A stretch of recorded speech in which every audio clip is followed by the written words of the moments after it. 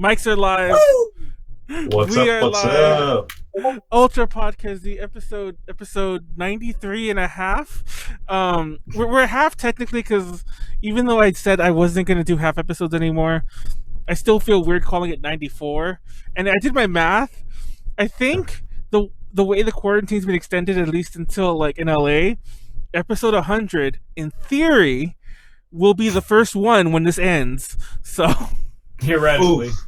Yes, but who knows? Knowing dumbasses around here still going outside, it's gonna extend way into like June or July. But I'm still holding out, as we all should. But anyways, 93 and a half. Quarantine Blues, number 5. Number 4. The Quest for Peace. I've been stealing movie things. Part 3 was the one where he fought Mr. T and so on, and I forgot what part 2 was. Oh, part 2 was Electric Boogaloo because it had to be. But how did anybody survive part 3? Exactly. If you fight Mr. T, that should just be a death sentence. Yeah, and then of course, in that one, we have to kill Mickey. So Konaru is no longer on the podcast. I'm just kidding. Well, actually, she's not here, so she's not on the podcast anymore. We killed Konaru. Bye, Konaru. As always, I'm Manuel. Rip in peace. Leader of AJ Connections. Joining me, actually, Konaru's not even here tonight. So joining, there are 2 hosts now. I've been planning this Saturday special weekendy episode. With my man Pleiades for a while now, for literally a month. Go introduce yourself. We'll talk about the ordeal of this podcast later, but go introduce yourself. Talk about the ordeal of life. My name's Pleiades. Well, it's not actually my name, but that's the handle I go by. Head writer for Treasurebox Press. Currently going through a whole bunch of just restructuring and making sure we have a consistent content schedule. Mostly though, still going through an existential crisis with the fact that it looks like the world's ending. I know. Don't know if anybody else has had that weird kind of inkling. We're kind of dying. Weird. It's weird because anytime you try to write anything or start doing anything, it's does this have to do with the fact that there's just massive droves of people getting sick and dying, and there's mass graves being dug out?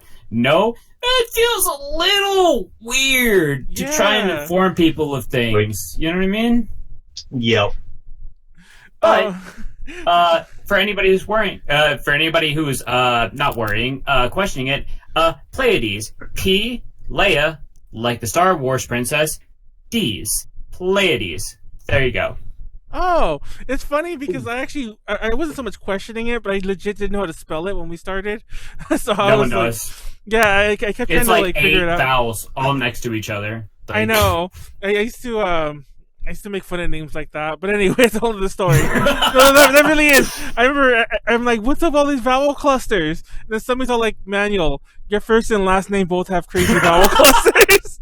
And I'm shut up! Anyway. Hey, it increases the chance that I can actually get that handle on any sort of website. I know, I go by Elevic all the time, and it's hard for me to find. First of all, I never find Elevic, but every so often I'll put Elevic 222, and it's taken. I'm who the fuck else is doing that? So that's why mine is now Elevic _222. So it's bullshit. It's a story for another day. But Manuel, it's just you drunk. You didn't remember you did it. I know. It's me, he just lost his password. Logging into WoW, and I already have my Blizzard account that I can't get back into. But you're who made this? Me wasted. But joining us today, up in 2 months. Joining us today, straight up from Escape from Peru last week. Or not even last week, this week. It was 2 days ago. Yeah, Escape from Peru. I literally got back 2 days ago. Yeah, fucking Escape from Peru martial law. It's Badman, Mr. Badman, Mr. Frederick Badman, Mr. Warren Frederick Badman, and so any of those names work. Yeah, Soul Bad Guy. I can't follow up Pleiades, but I'm just I'm Manuel's buddy. I also help him run the Thunder in the East metal panel that sadly we cannot do. I was looking forward to it so fucking much, yo. Oh my god. And okay. So first of all, chat is open. We got some people in the chat there. Wesley's in the chat, Leslie's in the chat, and so on. Chat's open. If you're on YouTube, like, comment, subscribe. But yeah, there's so much going on. Like Warren and I used to do metal panels. Well, I say used to because who knows if we're gonna do it again. I know, because the ones that we want to fucking do are like the biggest one is in Fanime right after, and I'm like, shit. Well, like, not to jump back to the morbidity that Pleiades was talking about earlier, but Just go with it. But we all know. But if you go to the San Jose Convention Center right now, where Fanime is going to be held, it's currently part homeless shelter, part hospital, where they put the overflow, and that's the same for San Diego. That's the same for LA. But I think San Diego and LA don't have people in there yet, or they might not, but they're already set up to be like hospitals and homeless shelters. So it's insane. Yep. And people are still holding out that these cons are all going to happen. Like, by the way, by the cons I mean respectively San Jose, LA, San Diego. It's Fanime, AX, and Comic-Con, and these cons are not going to happen. Like, even if this ended kind of early, that place would have to be like not horribly, but like intensely cleaned, and like I wouldn't want to go. I'm not to sound mean or whatever, but I wouldn't want to go. And even if this quote unquote ended, it won't end. We'll still be in crowds of people potentially getting sick again. So yeah, I ain't going. We're all gonna the same way. That's how we have we have like a con going where like it was originally scheduled for like the first week of April, and it was rescheduled tentatively for like June. Thing is, like, it's exactly how you said. It's like you have to go in deep scrub everything, and even then, I mean, I'm sure there's plenty of other group events that were probably scheduled even further ahead of that, like earlier was. And I'm sure it's just like, it's what I'm thinking right now is you can't tell me there's not going to be like this backup of public events. Yeah. Where it's just kind of like pushed ahead, like when you're in a traffic jam. Yep. And like there might not be an accident, but because somebody had to brake really hard at one point, now everybody's backed up. And now, like, once you get out of it, you're like, why did everybody stop? What's the traffic? It's because of that backup, because of that one like tempo swing. We mentioned this last. We mentioned this a couple of times last week, but one of the weird things about some of the cons that are not canceling but are postponing is, first of all, I think all the ones that postpone till August are a little not sus. That's the wrong word. Should be hoping for like that they don't get canceled, because like this is slowly creeping back towards them. They should have really pushed it further, but even if they did, the problem is there are so many cons that move to the month of November, and I'm like, oh my god! I remember I used to like there used to be like PMX, which is a local con like in Southern California, and there would be Kraken Con in NorCal, and that'd be pretty much it. And they were both relatively small, but now there's like 10 cons that all push to November, and I'm like, it's insane. Like, you can't fit all those cons in one month. Like, people have budgets. It's exactly.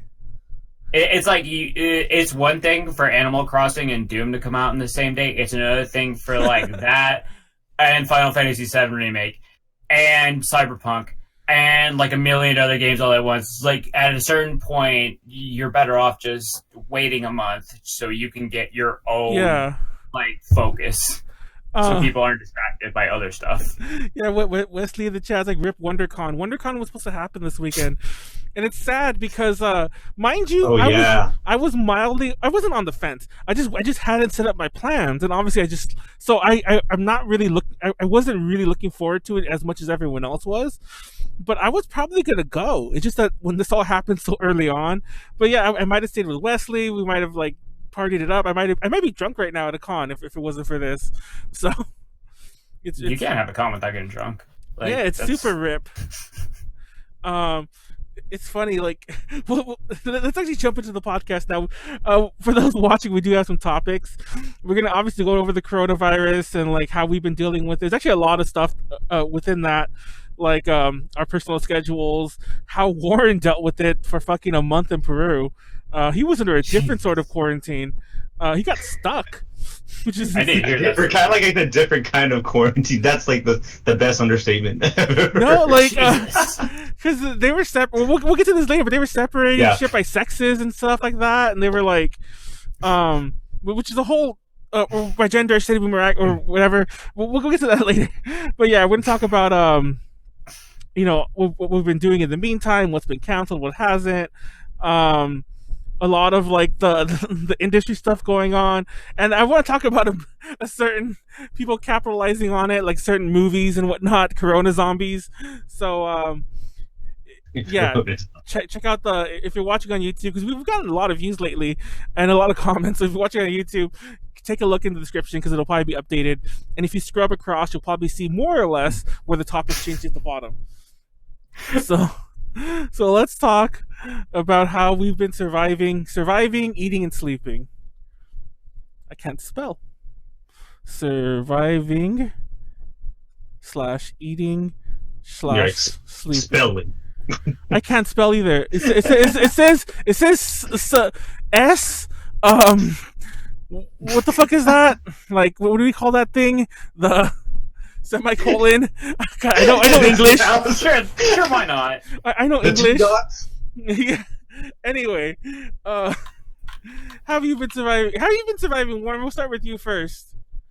So in Peru. Yeah, that's man, this is gonna be quite lengthy, but so in Peru they actually like. So we only went there we went there originally for Leslie, my girlfriend's brother's wedding, and it was we went to Piura, so that's like an hour and a half flight from Lima, from the capital up north. When was this? This was on the 9th of March. So we flew in at on the 9th, but then we came in like at 1 a.m. on the 10th. So So it was fucking awesome. It was pretty good. We weren't like we knew shit was kind of getting bad, but it was just like, oh, okay, be careful. So a week went by, and so Saturday was the wedding, and I got smashed. Hell yeah. I was just like, we're at the wedding, and I don't remember which drink got me, but I kept on drinking. I threw up. My nose was all bleeding.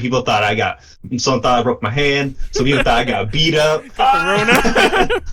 I know, right? I was like, and I'm the only Asian dude in the group of Peruvians, so I'm just like, dude, I'm pretty sure everyone's like, he has the Rona. Look at him. Oh my god. No, but like in my like, cause even though I was kind of messed up, right? I was like throwing up, and I was like, fuck, man. Like as soon as I saw my nose start bleeding, like somebody's gonna think I got the fucking Rona. Everyone's gonna fucking trip shit. But luckily, it was pretty good. So I had like a terrible, like it was like HentaiCon 2.0, just not as bad as HentaiCon. Yeah. Just a little. So I was just like, dude, I was throwing up like crazy. Came back to the place we were staying at, threw up again, and I woke up, and the next day I was like, oh man, I don't have a hangover. It's Sunday. Fuck yeah, I want some fries. I want some food. How? I know. I sobered up before I fell asleep. I sobered up right before going back to sleep. The second time I woke up to throw up. So yeah, so I woke up. I didn't have a hangover. I was like, cool. And then I was like, today's gonna be a great day. 6 p.m. Sunday. The president of Peru was just like, state of emergency happening, 12 a.m. Monday morning. And I was like, yo, you gotta be fucking kidding me, yo. And then what happened was that, so prior to all of this, so Leslie and I, we actually traveled with her family, and she was like, hey, do you think we should leave on Sunday with my parents, or do you want to leave Monday because it's cheaper? And I was like, in my back of my head, I was like, we should just leave with your parents because we don't know shit about Peru. So Leslie's actually from Peru, but she hasn't been there for 16 years. So I was like, you know what? Fuck it, let's just go Monday. Because it's like, who's gonna pick us up? Your cousin? Okay, cool. That shouldn't be a big deal. All right? But in the back of my head, I was like, nah, man, you should Sunday, just choose Sunday. I was like, no, fuck it. Monday rolls around, bam, state of emergency happens, and fucking pandemonium. We went to the airport at 9 a.m. Right before, actually, our flight was around 9 a.m. We got there around 8:30, and 10 minutes in waiting in line to see whether or not our flight was going, they fucking canceled on us. They canceled all the flights. for that airline, and people were at the front desk, and they were like, "Why aren't you guys giving us information?" And the people at the front desk wouldn't talk to them. They're just like, "We're not letting people out." And then the police had to come, and they were just like, "Y'all gotta quiet." I was like, "Dude, I feel like someone's gonna get shot." I was like, "Dude, we have to leave." No, that sounds like Riot Squad. I know. Like, Yeah, but like it wasn't like terrible. I was just afraid that like it was gonna escalate because the workers had to step back, and then a police officer stood up and he was talking to the crowd, and the people were still kind of like just giving him shit. Yeah. So the airline we're supposed to fly was Sky, and Sky canceled everything, and then Latin America Airlines, we'll call that LATAM for short. They're like, "Why are they still flying people out, and you guys are not flying people out?" And we're like, "Dude, we're fucking stuck." And in Piura, where we were at, it's third world. It's the top of the third world, but it's third world is still third world. You know what I mean? Country. Yeah. So I was like, "Fuck, dude, we're gonna be stuck here. Like, we can't do fucking nothing." And luckily, Leslie's parents, because since after the state of emergency shit happened, they actually stayed at the airport in Lima for 12 hours to get us a flight back to Lima from Piura. Yeah. And the thing is that, so she's like, "Okay, we got you guys new flights. That's at 8 p.m. I was like, "Dude, it's fucking like 9. I have to wait almost 12 fucking hours just to see whether or not we could fly out." And I wasn't livid. I was just super worried, dude, because I was just like, I would be. I have 11 hours to wait, and I don't even know if I go back the second time if we're gonna even leave. You know what I mean? And I was just like, so we got there at 8, and I was like, it said standby, and I was like, fuck. Like, I still don't know. I was like, I'm gonna sit here again. And luckily we were able to fly out. Oh my god, that was my gut was like just churning because I was just like, dude, if we get stuck here, I don't know when we could leave.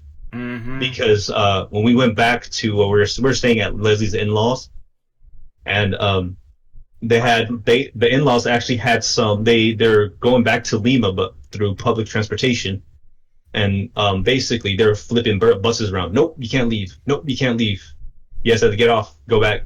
And so I was just like, if they're not letting people leave by bus, by public transportation, let alone they're probably going to stop people driving out, we're not going to be we're going to be stuck here. And, for fucking, I don't know how long, right? Yeah. So when we got into the plane, our flight attendant was just like, we're doing this off of our own merit. Like, you guys are like one of the last 2 flights like that we're taking today. And we're just doing this out of, goodwill. And I was like, fuck. Hallelujah. Don't believe in no God. Hey, hallelujah. And it was like, so yeah, that was like the more crazy part. And then after that, when we got into Lima, we were able to go to Leslie's aunt and uncle's house. And that day, that night, that Monday night we flew in, they were like, okay, martial law is going to start on Tuesday morning. We got there at 10 p.m. and her cousin picked us up, and I was like, he's like, shit. She's like, Leslie was telling us that we have to get out of here as soon as possible, like get out of the airport, because my cousin needs to go home before 12 a.m. because they could stop him and arrest him. And I was like, dude, this is so. I was like, why? Like, oh fuck! We're just like going a mile a minute. But luckily, the streets of Lima, it's so surreal because this is my first time in Lima actually being out there, and they're like, yeah, there's like traffic all the time. It usually takes 2 hours to get to where we're going, right? And I was like, how long is it gonna take now? He's like, 30 minutes, 40 minutes. It shouldn't take long. And he's like, it was like a ghost city. Nobody was out. There's deer in New York. Like, oh yeah, out in the streets of New York right now because there's just like chilling. No traffic from the freaking corona, like every shelter in place orders. Yeah. I think like in Thailand they had like the group of fucking like monkeys that they're so used to getting like oh food. Yeah, like, those fucking man, the monkey gang. That was scared the shit out of me. The monkey gang. The monkey and now they're all they have like now that they're not getting food, they're having turf wars to get food. Yeah, that's the funny thing, having turf wars. What the fuck? And I'm just like, oh shit, like shit's getting real. thank God, like, they actually, like, see people as just like, oh, they give us food, usually, so we're not gonna fuck with them. Just imagine otherwise, though. Jesus Christ. Yeah. And then even in Japan, the deers are going into people's houses trying to look for food.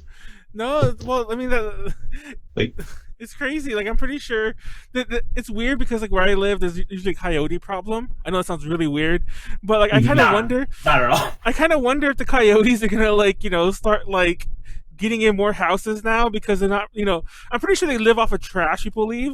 And people aren't out, so they're probably gonna be like, I'm just gonna wander in some guy's backyard now. This is my house now, and any day now I'm worried I'm gonna find a coyote. So apparently there is a scare about that, but like not with coyotes, but with rats.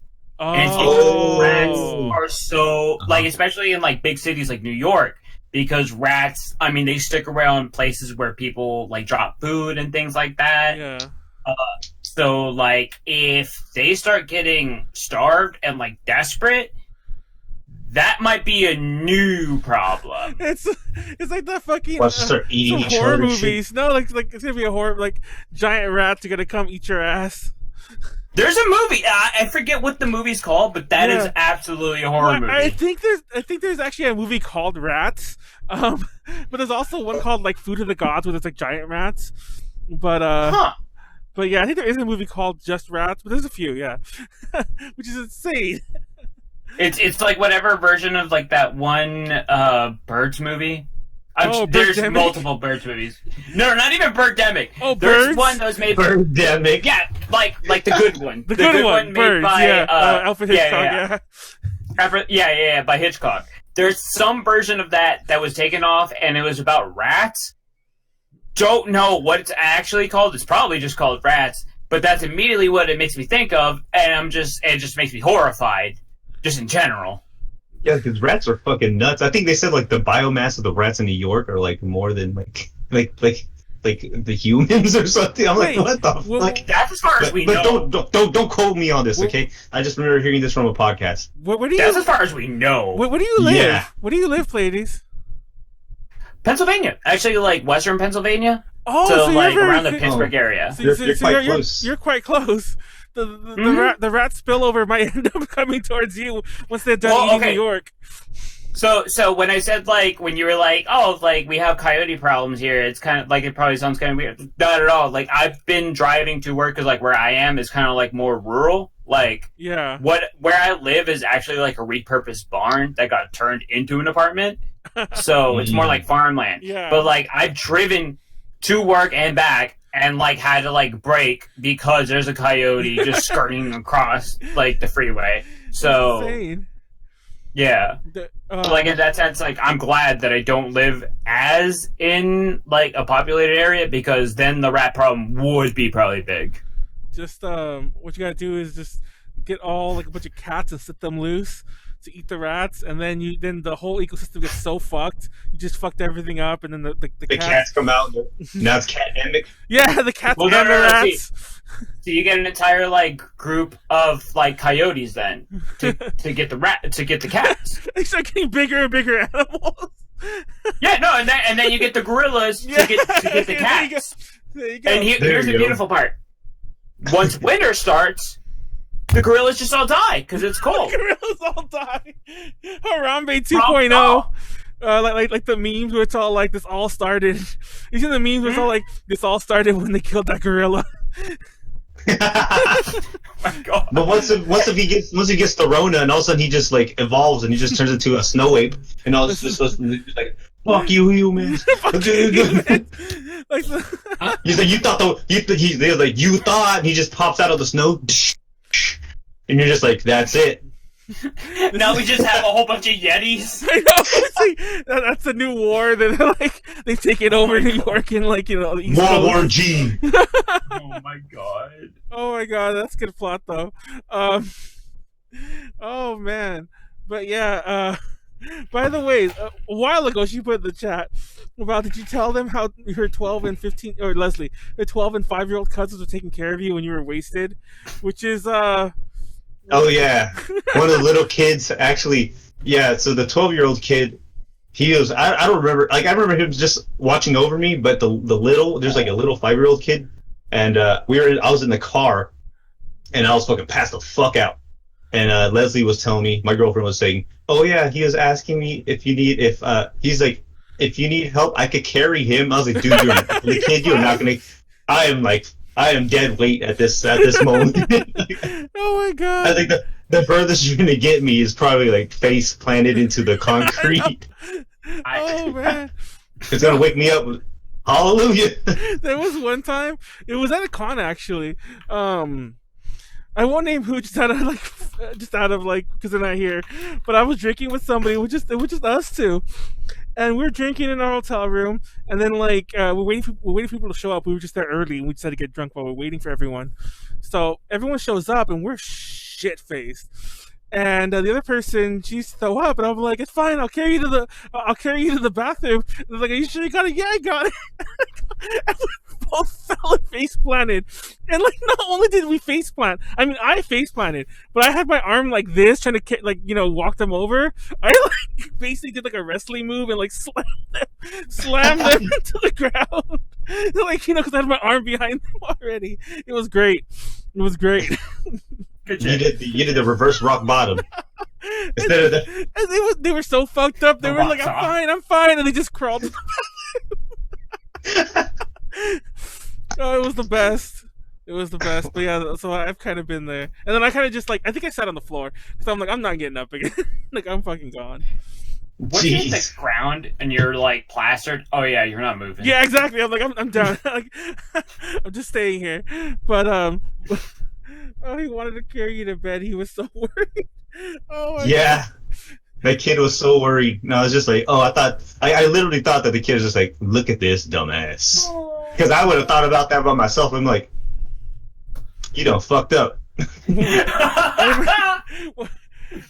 like usually when I drink, like, so with Manuel, then whenever I know I get wasted, it's like, I was like, yup, it's probably that. I knew it was that fucking 8th shot. This one, we had like so many mixed drinks because they wouldn't. The bartenders were like, "We're not giving out liquor yet," because I wanted whiskey like straight off the bat, like a fucking like 3 p.m. But they're like, "Nah, we're gonna like gradually do this." So they're just getting mixed drinks, and like I remember like one of Leslie's, I think her sister-in-law's cousin or. He is an old dude. He came with a fucking jug of like fuck. No. Define old. He's like probably like 60. Okay. Shit. Okay. He had a pitcher of beer. Hold up. Don't bother me. Oh my God! Wait, hold on. We'll come back to that. Have you guys seen that video? It's like a viral video about somebody in a college class. And like, it's a whole full class. Like, they're on Zoom. It's like 30 people and the professor. And all you hear is that one guy's like, "Put them in the fucking dishwasher! Leave me alone!" And then he comes back to the class like, "I'm sorry." So we were talking about chapter 11, and everyone else is laughing, like, in the class. And he's like, "I fucking hate you, Mom! I fucking hate you! I'm in a class! You're interrupting Miss Whoever!" Listen, the Zoom memes are amazing. Oh I love God. all of them. Anybody who's gotten their professor to Alt F4 is just like a hero God. in my book. Just period. No, oh my God. There's some lady that was taking a shit, forgot to turn off her camera, and she was Probably in a meeting taking a poop. Oh my God, that's terrible. I'm not gonna. I've never taken like calls in like questionable areas like that, but I have thought my mic was off. And then I'm like getting up and talking shit to my roommates or whatever, and I'm like, oh shit. It's like everyone heard that. Sometimes you don't even know how loud like your shit is and or how good your mic is. Yeah. So you could just unintentionally just wind up broadcasting even like the smallest amount of shit. Like if you just hear like the smallest like just like little farts. Warren farts. And things like that. Yeah. Warren farts and it's like all super loud. It was like we all heard that, Warren. Stop. Hell no, on purpose, I just put the mic to my ass. You thought. Oh my God. There's a plot twist. We'll come back around to your to more of your locked up abroad story. But so, Pleiades, how are you surviving? What are you eating? How are you sleeping? How are you living? Listen, this Corona diet has my intestines hating like hating my entire body right now. Yeah. I hate it because usually what I try to do is like I try to eat like as keto as possible, like which is like no carbs, just like meat, vegetables, stuff like that. That's not a luxury you can enjoy in the end of days. It's pretty much like whatever you get your hands on. Exactly. Be fucking happy that that's what you got. And there'll be just days where like I'll just like have to like make multiple trips to the bathroom, have like my Switch and my phone charged up because God help me if they're not. Also, I will absolutely say if everybody else coming out of like the corona teen time stays isn't like 10 pounds heavier, I'm gonna be pissed off. Because it's impossible to maintain your weight during all this shit. It's just impossible. You're in your home constantly. There's no way you're not gonna like snack and just eat unhealthy. There's no fucking way. I'm sorry. There's not. Gonna be pissed. Also, I don't know why I'm still paying for my gym membership when I haven't used my bullshit. They're all like, they're swindling you hella good. They're like, yeah, we're gonna get out in quarantine by Easter. You're like, yes. Yeah, I would love. That would be cool. It's not happening, you know? Yep. I will say, I have been fortunate enough to be able to work from home through all of it. However, it is weird as fuck working from home because, I mean, yo, this is the same room that I work from home from. You can see it, like, right here. Like, I have, like, anime figures, all this shit, and like meanwhile I'm trying to answer like serious work emails, and it's just the weirdest like just disparity of like I'm surrounded by weeb shit, but I'm supposed to behave professionally. It doesn't feel like it should work, and whatever. I'm just going with it right now, I guess. Whatever. It's funny because technically I was like quasi trying to work from home before we started all this bullshit. So if anything, like I mean, I'm not exactly like the smallest guy to begin with, by the way. But I've actually have been losing a little bit of weight because like fuck you. Yeah, because I actually like it's not like I'm mad depressed or whatever, but I've been like sleeping like crazy. Because like I actually can't really work from home anymore. It's a long story, but I can't really work from home anymore. So I'm doing less. So literally like I was mentioning before we started, I actually slept all day. I woke up at like 3, like a little after 3, yeah. And I typically eat like one decent meal at some point during the day, and I maybe snack a little. But to be honest, the reason I don't snack that often is because I haven't really gone out to get snacks, so there's like a lack of snacks even if I wanted to. Yeah, and also this may shock like the world over, but let's hear this. I've pretty much stopped drinking. Not because not because of it per se. Actually, it is because of it. But at first it was because I was trying to ration what I had because I didn't want to go out and get more. And then it became like I didn't want to drink because I might miss something in Animal Crossing. So wow. Yeah. Wait. I have to ask. Where are you generally? You're in California, right? Yeah. Okay, so how are California's liquor laws? And the reason I ask this is because for Pennsylvania, it is like one of the most weirdly like draconian states. Oh yeah. For liquor laws. No, it's like when I travel, like I used to live in Houston, Texas, and Houston, Texas, you go to like a fucking Walmart, and they will have bargain bins of wine, like 50% off wine in a goddamn Walmart. Yep. But like here, it's like, do you have a license to be a cafe? No, can't sell anything with alcohol whatsoever, and all the like straight liquor stores have to be like state run. It's the weirdest thing. Yeah, like the day like when they started giving out in Pennsylvania orders for this goes into like the whole liquor law things. When they started getting out the laws for like non-essential businesses had to shut down. That same day I was like, oh, maybe go cruise around a liquor store and like stock up, since probably non-essential. Guessing that. So me and my girlfriend went down there, and I shit you not, it was saturated with people. It was stuffed to the gills of people. I'm like there trying to like find like the cheapest rum they have, just because I'm like, well, I'm trying to find like some bulk stuff, or like honestly, I'm in my mindset of like, well, maybe I have to barter some of this like a couple weeks down the line, a couple months down the line, because you don't know how long this shit's gonna last. Toilet paper for rum.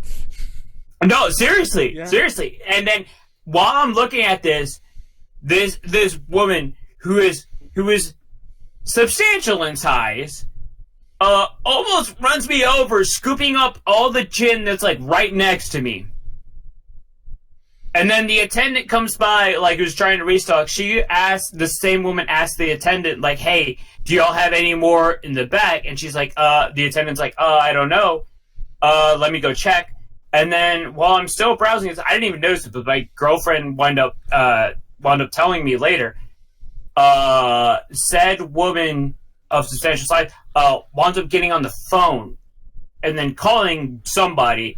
Don't know what the conversation or the details of that conversation were, but she starts sobbing. Huh. You look around, and then there's like this huge line of people all lined up for liquor, and it's this picturesque, just like the snapshot of humanity. I don't know, it's fucked up, but I just thought it was really interesting. Also, for whatever reason, I don't know if this is like a thing in y'all states, apparently Pennsylvania has a hard-on for Captain Jack or Captain Morgan. Oh my god! Because like that was wiped out. All the other liquor was fine, mostly, but like all the Captain Morgan just wiped out, gone. No, well, Captain Morgan's actually my favorite of the big brands of rum, for the record. There you go. There's actually a lot of store brands I actually love just as well, and they're a lot cheaper. But yeah, speaking of liquor laws, they're very lax here. I have friends who are in Texas, and they're all like, oh yeah, we have to go to a liquor store to buy alcohol. We can't buy it on Sundays, other BS. But no, I mean, like, I can go tomorrow on Easter and go buy some alcohol somewhere. God damn it. I mean, like, there's the same laws everywhere. You can't buy it after 2 a.m., and that includes even a liquor store. I actually found that out randomly. I tried to buy, like, one day I was getting like shit faced at a place, and I'm like, oh, go buy some more alcohol at the liquor store. They're like, oh, we can't sell it to you, past 2. And I'm like, you too? Which makes sense, but I didn't know that until like then.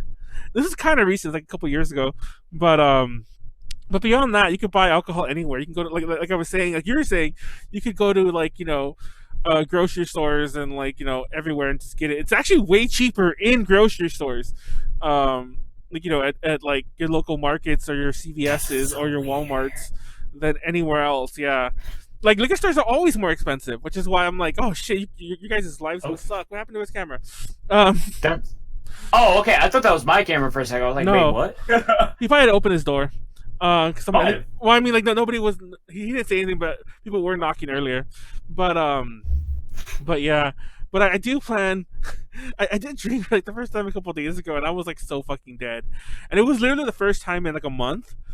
So I was super lightweight, and I kind of overdid it, and I literally was just dead the entire next day. Yeah. See, that's the other thing is like the quarantines have also kind of like made drinking kind of like not as fun. Yeah. I don't know if this is like because like the thing is, it's like every day. I don't know if this is how it's felt for y'all, but like this is definitely how it's felt for me. It feels like it's just like one long day. Exactly. Like everything blends into each other.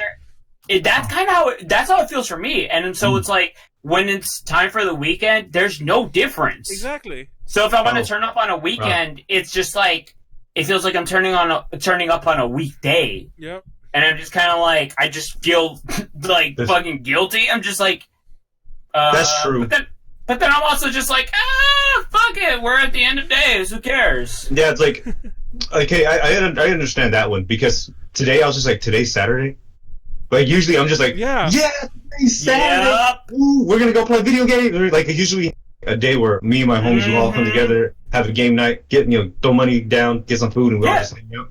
And then now I was just like. When Manuel was like, "Oh, you want to do it tomorrow?" I was like, "What's tomorrow?" what's tomorrow? I was like, Exactly. oh, Saturday? I was like, oh, that's fucking weird. Exactly. Yeah. Like my days, they don't blend together. I just don't remember what day it is. Like I thought yesterday was Thursday, and then I was like, oh, we're doing a podcast on Friday. I sat there, I was like, oh, what the fuck is Saturday? It's Saturday tomorrow. Yeah, but my days are going by quick. Like it goes by pretty quick for me. I will admit, it does feel like one giant day, like Pleiades was saying, but they are flying by. Like it took Animal Crossing for me to realize that, like, especially because I'm sleeping so weird. Like I'm up all night and sleeping all day. Like I'm literally like nocturnal now, like legit. But suddenly I realized, oh shit! Like we've been in this for a month now. How'd that happen? And I'm like, oh, it's just plain ass Animal Crossing, putting in like 200 hours in that shit. I don't know. Like, yeah, just go ahead. Yeah. No, it's just like it's about like what you do with it, with the time too. Because like when we were stuck in martial law, we actually didn't like so. You could see where the generational differences were. So when we were stuck, right? Leslie's parents and her aunt, like all the older folks, all the elderly people they're like bored to fucking death. Me and Leslie's there playing video games. We're like, whoa! Like I downloaded a whole bunch of emulators, and we're just like having a great time. I was like, man, this is awesome. And I look over there, and they look miserable. Listen, I'm not gonna lie. I feel like I've kind of like fallen into that zone. Just because, like, I don't know what it is. I think I'm just, like, used to, like, a regular, like, work schedule to the point where I'm just, like, during the week, I usually have, like, a 40-minute commute to and from work. So, like, I'll have, like, my podcast revved up, things like that. But the problem winds up being then I have more time. I'm not used to time. Like, too much time. Not even... It feels unnerving. Yeah. I'm like, holy shit, I have time for hobbies? I have time to enjoy myself? What the fuck? So, like, it's just, like, I wind up, and then, like, maybe I'll, like, rev up Smash for a little bit or something. And then I just, like, I feel guilty while doing it, because I'm like, should I be doing something constructive with my time? Like... I'm gonna... You have to watch your back, you're like... I'm gonna say something uber controversial. I'm pretty sure. What's up? But me personally, I wish Animal Crossing did not come out during this. Like for me, like obviously everyone else who's playing it right now is so happy that it's keeping their minds off of shit. But the more I think about it, the more I'm like, it's made me, and I know people are like, you shouldn't. It's actually the biggest topic we had last week about not being productive during this, but it's made me not productive. Like I have too much time to give to it. Like I shouldn't be like logging in all these hours in it. I should be doing something more productive. Hey, hold on. Like on that note, look at what I just sent in the chat. Yeah, let me catch that, then put it here. So he sent this. Hold on. Oh, he saw it. Where it's like, what the fuck? I just realized it. It's a meme. Oh shit! It covered your face. I, 25 female, gave a blowjob to my friend for 1 million bells at Animal Crossing yesterday. It's a bit awkward between us since, but I have no regrets. My island looks so fancy now. I'm letting everyone know I have 39 million bells on my island right now. I'm not saying that this is a thing, but 39 blowjob. Yeah, but I am saying if you gave me one, I mean, like I'll give you 1 million bells. So we can make this happen. Maybe two. Yeah. To be fair, we have obviously could totally be a meme, just total horseshit, whatever. You can't tell me somebody hasn't done this though. Somebody has absolutely done this. And I'm tossing this in with the fact that there's like full walkthroughs being spread around about like, hey, this is the most efficient way of farming turnips. And this is like the most optimal time to sell them. So it's literally created an aftermarket of like people mass farming and mass selling turnips for bells. And if you counter, like, if you just put that against the fact that, at least in the United States, the way that they've responded to, like, everybody being inside, not being able to make money and everything is like, hey, stimulus bill, all that, but what does that take? Printing a whole bunch of money? It may be that in the long run, bells in Animal Crossing are actually a better store of wealth than the dollar. I mean, I can't give me I don't think I get a blowjob for $1, but like apparently there's a chance I can get one for 1,000,000 bells. Listen, it like what's the value of one blowjob? It depends. Like, does it depend? Doesn't it depend? Once she has no teeth, like does I know, that it's cost like- less or like does it cost $20. more? Does that make it worse or better? Anywhere from $20 to like a few, That's what I'm like saying. $20 to $2,000, I think, and way up. But yeah. Listen, if you have no teeth, I would argue that would actually. Oh my god, this conversation is lovely. It's funny also because like not only has like the in-game market gone crazy for Animal Crossing, but it's created a crazy aftermarket in real dollars because people like it's funny because there's new characters. There's like everyone loves Raymond, everyone loves Audie. I love Audie too, for the record, but I hate Raymond. But people are selling him like for real US dollars, like on eBay.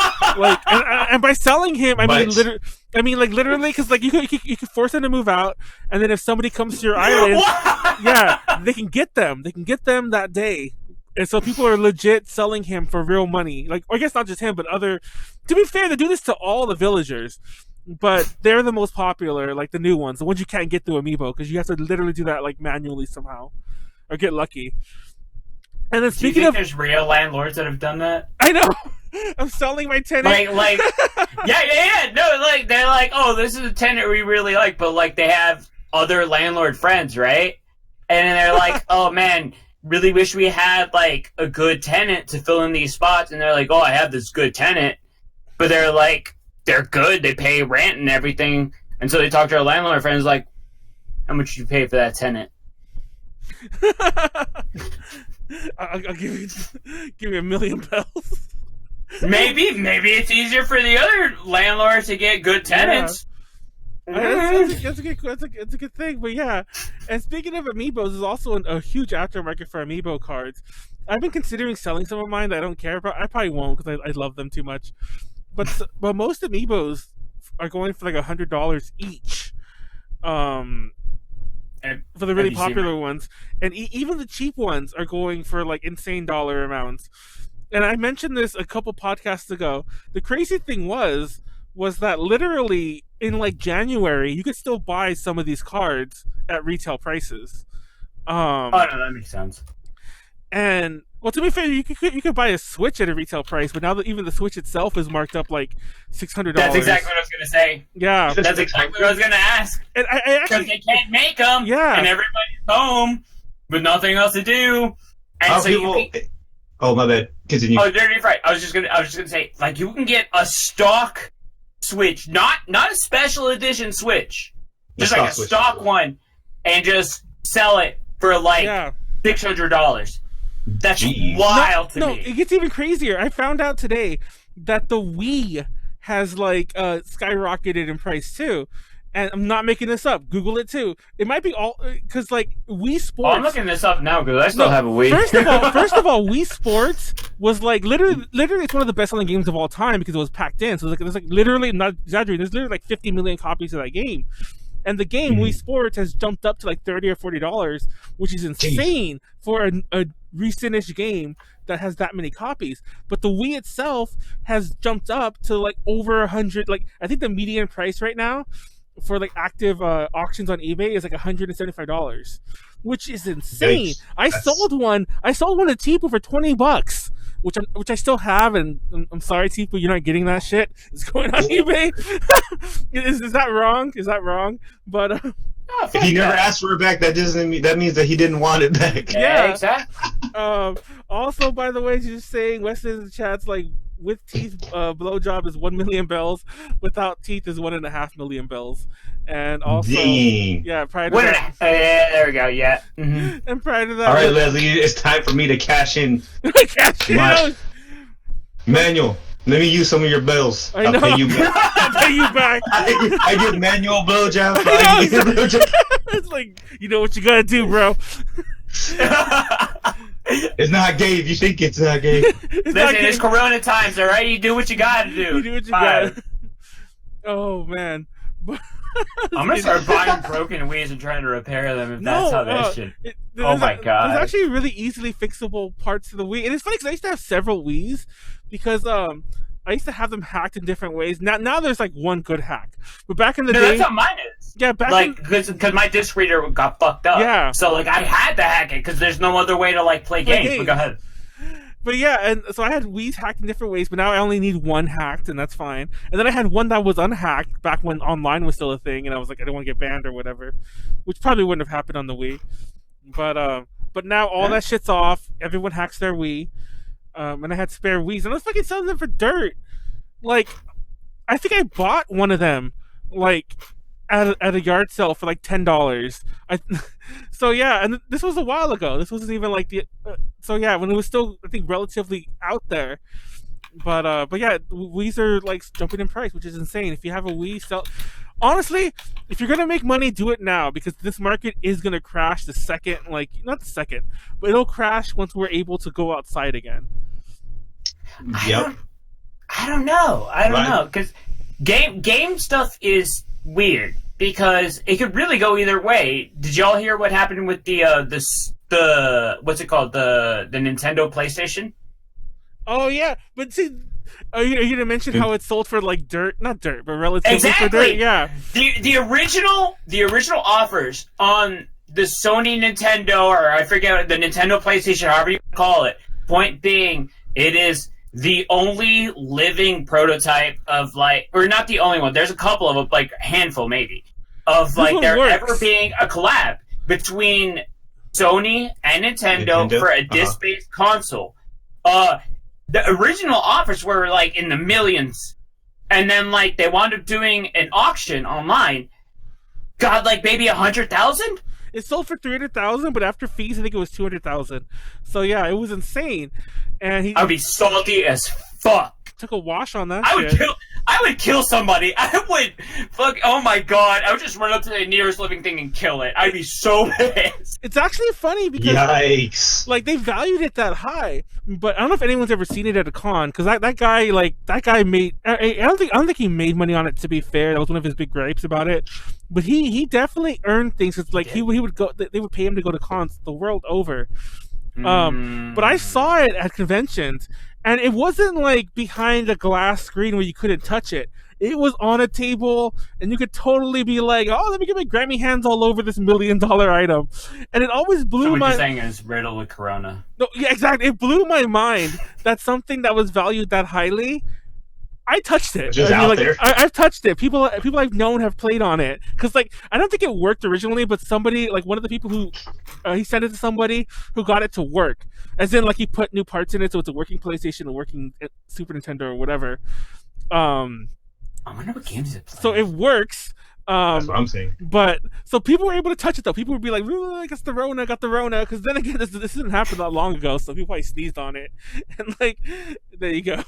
But imagine touching the Mona Lisa. Like that's how I feel. Exactly. Like I know I'm not being hyperbolic, but like that's how I feel because like that was a moment in time. Back when like literally that is the moment where Sony was like, "Hey Nintendo, fuck you.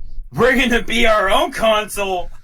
Like, and if it wasn't for that, we wouldn't have PlayStations 1 through 5 now. Like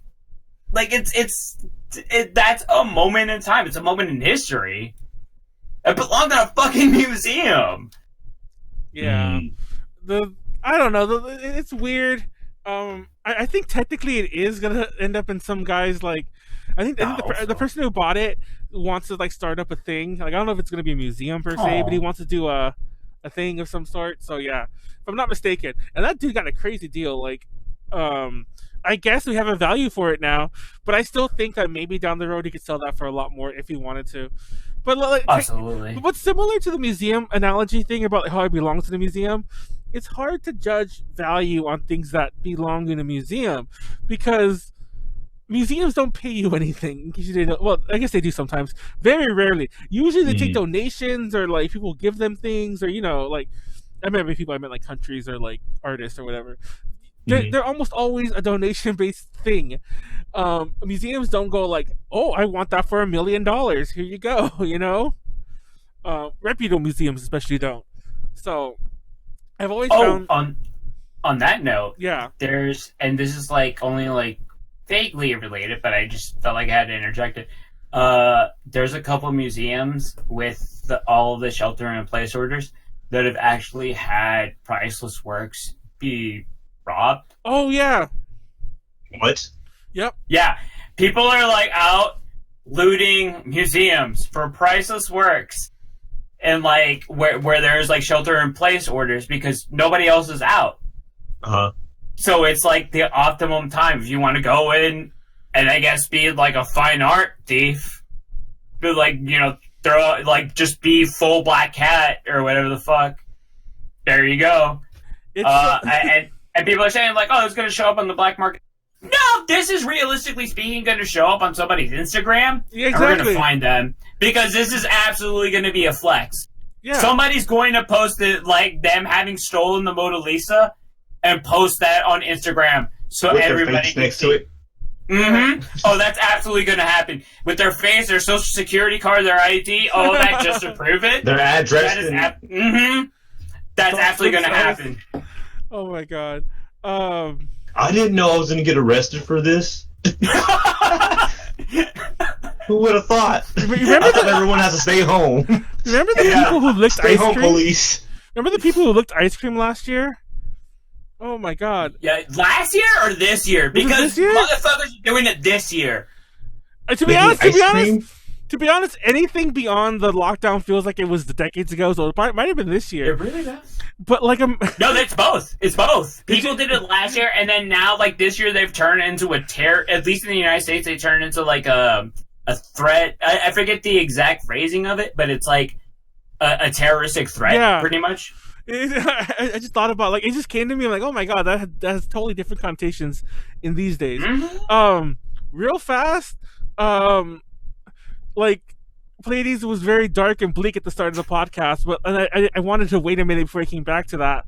But I have friends who are on the front lines or whatever, quote unquote, which I've always said, thank God it's getting out there more. I've always said that's bullshit. Like these people aren't. I mean, they're good people, but these people shouldn't be like, oh, they're heroes.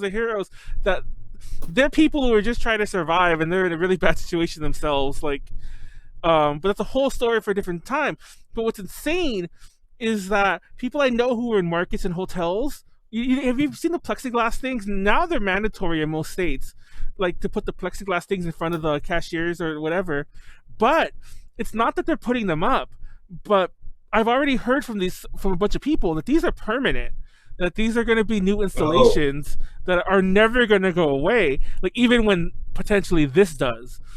And so the world is going to forever change. I mean, I went to the post office, and they deadass put up clear bathroom curtains. Oh shit! Really? Yeah, the kind of curtain, like the shower rod, and clear bathroom curtains, all that. They put that in front of the pay register, and I do not blame them even in the slightest.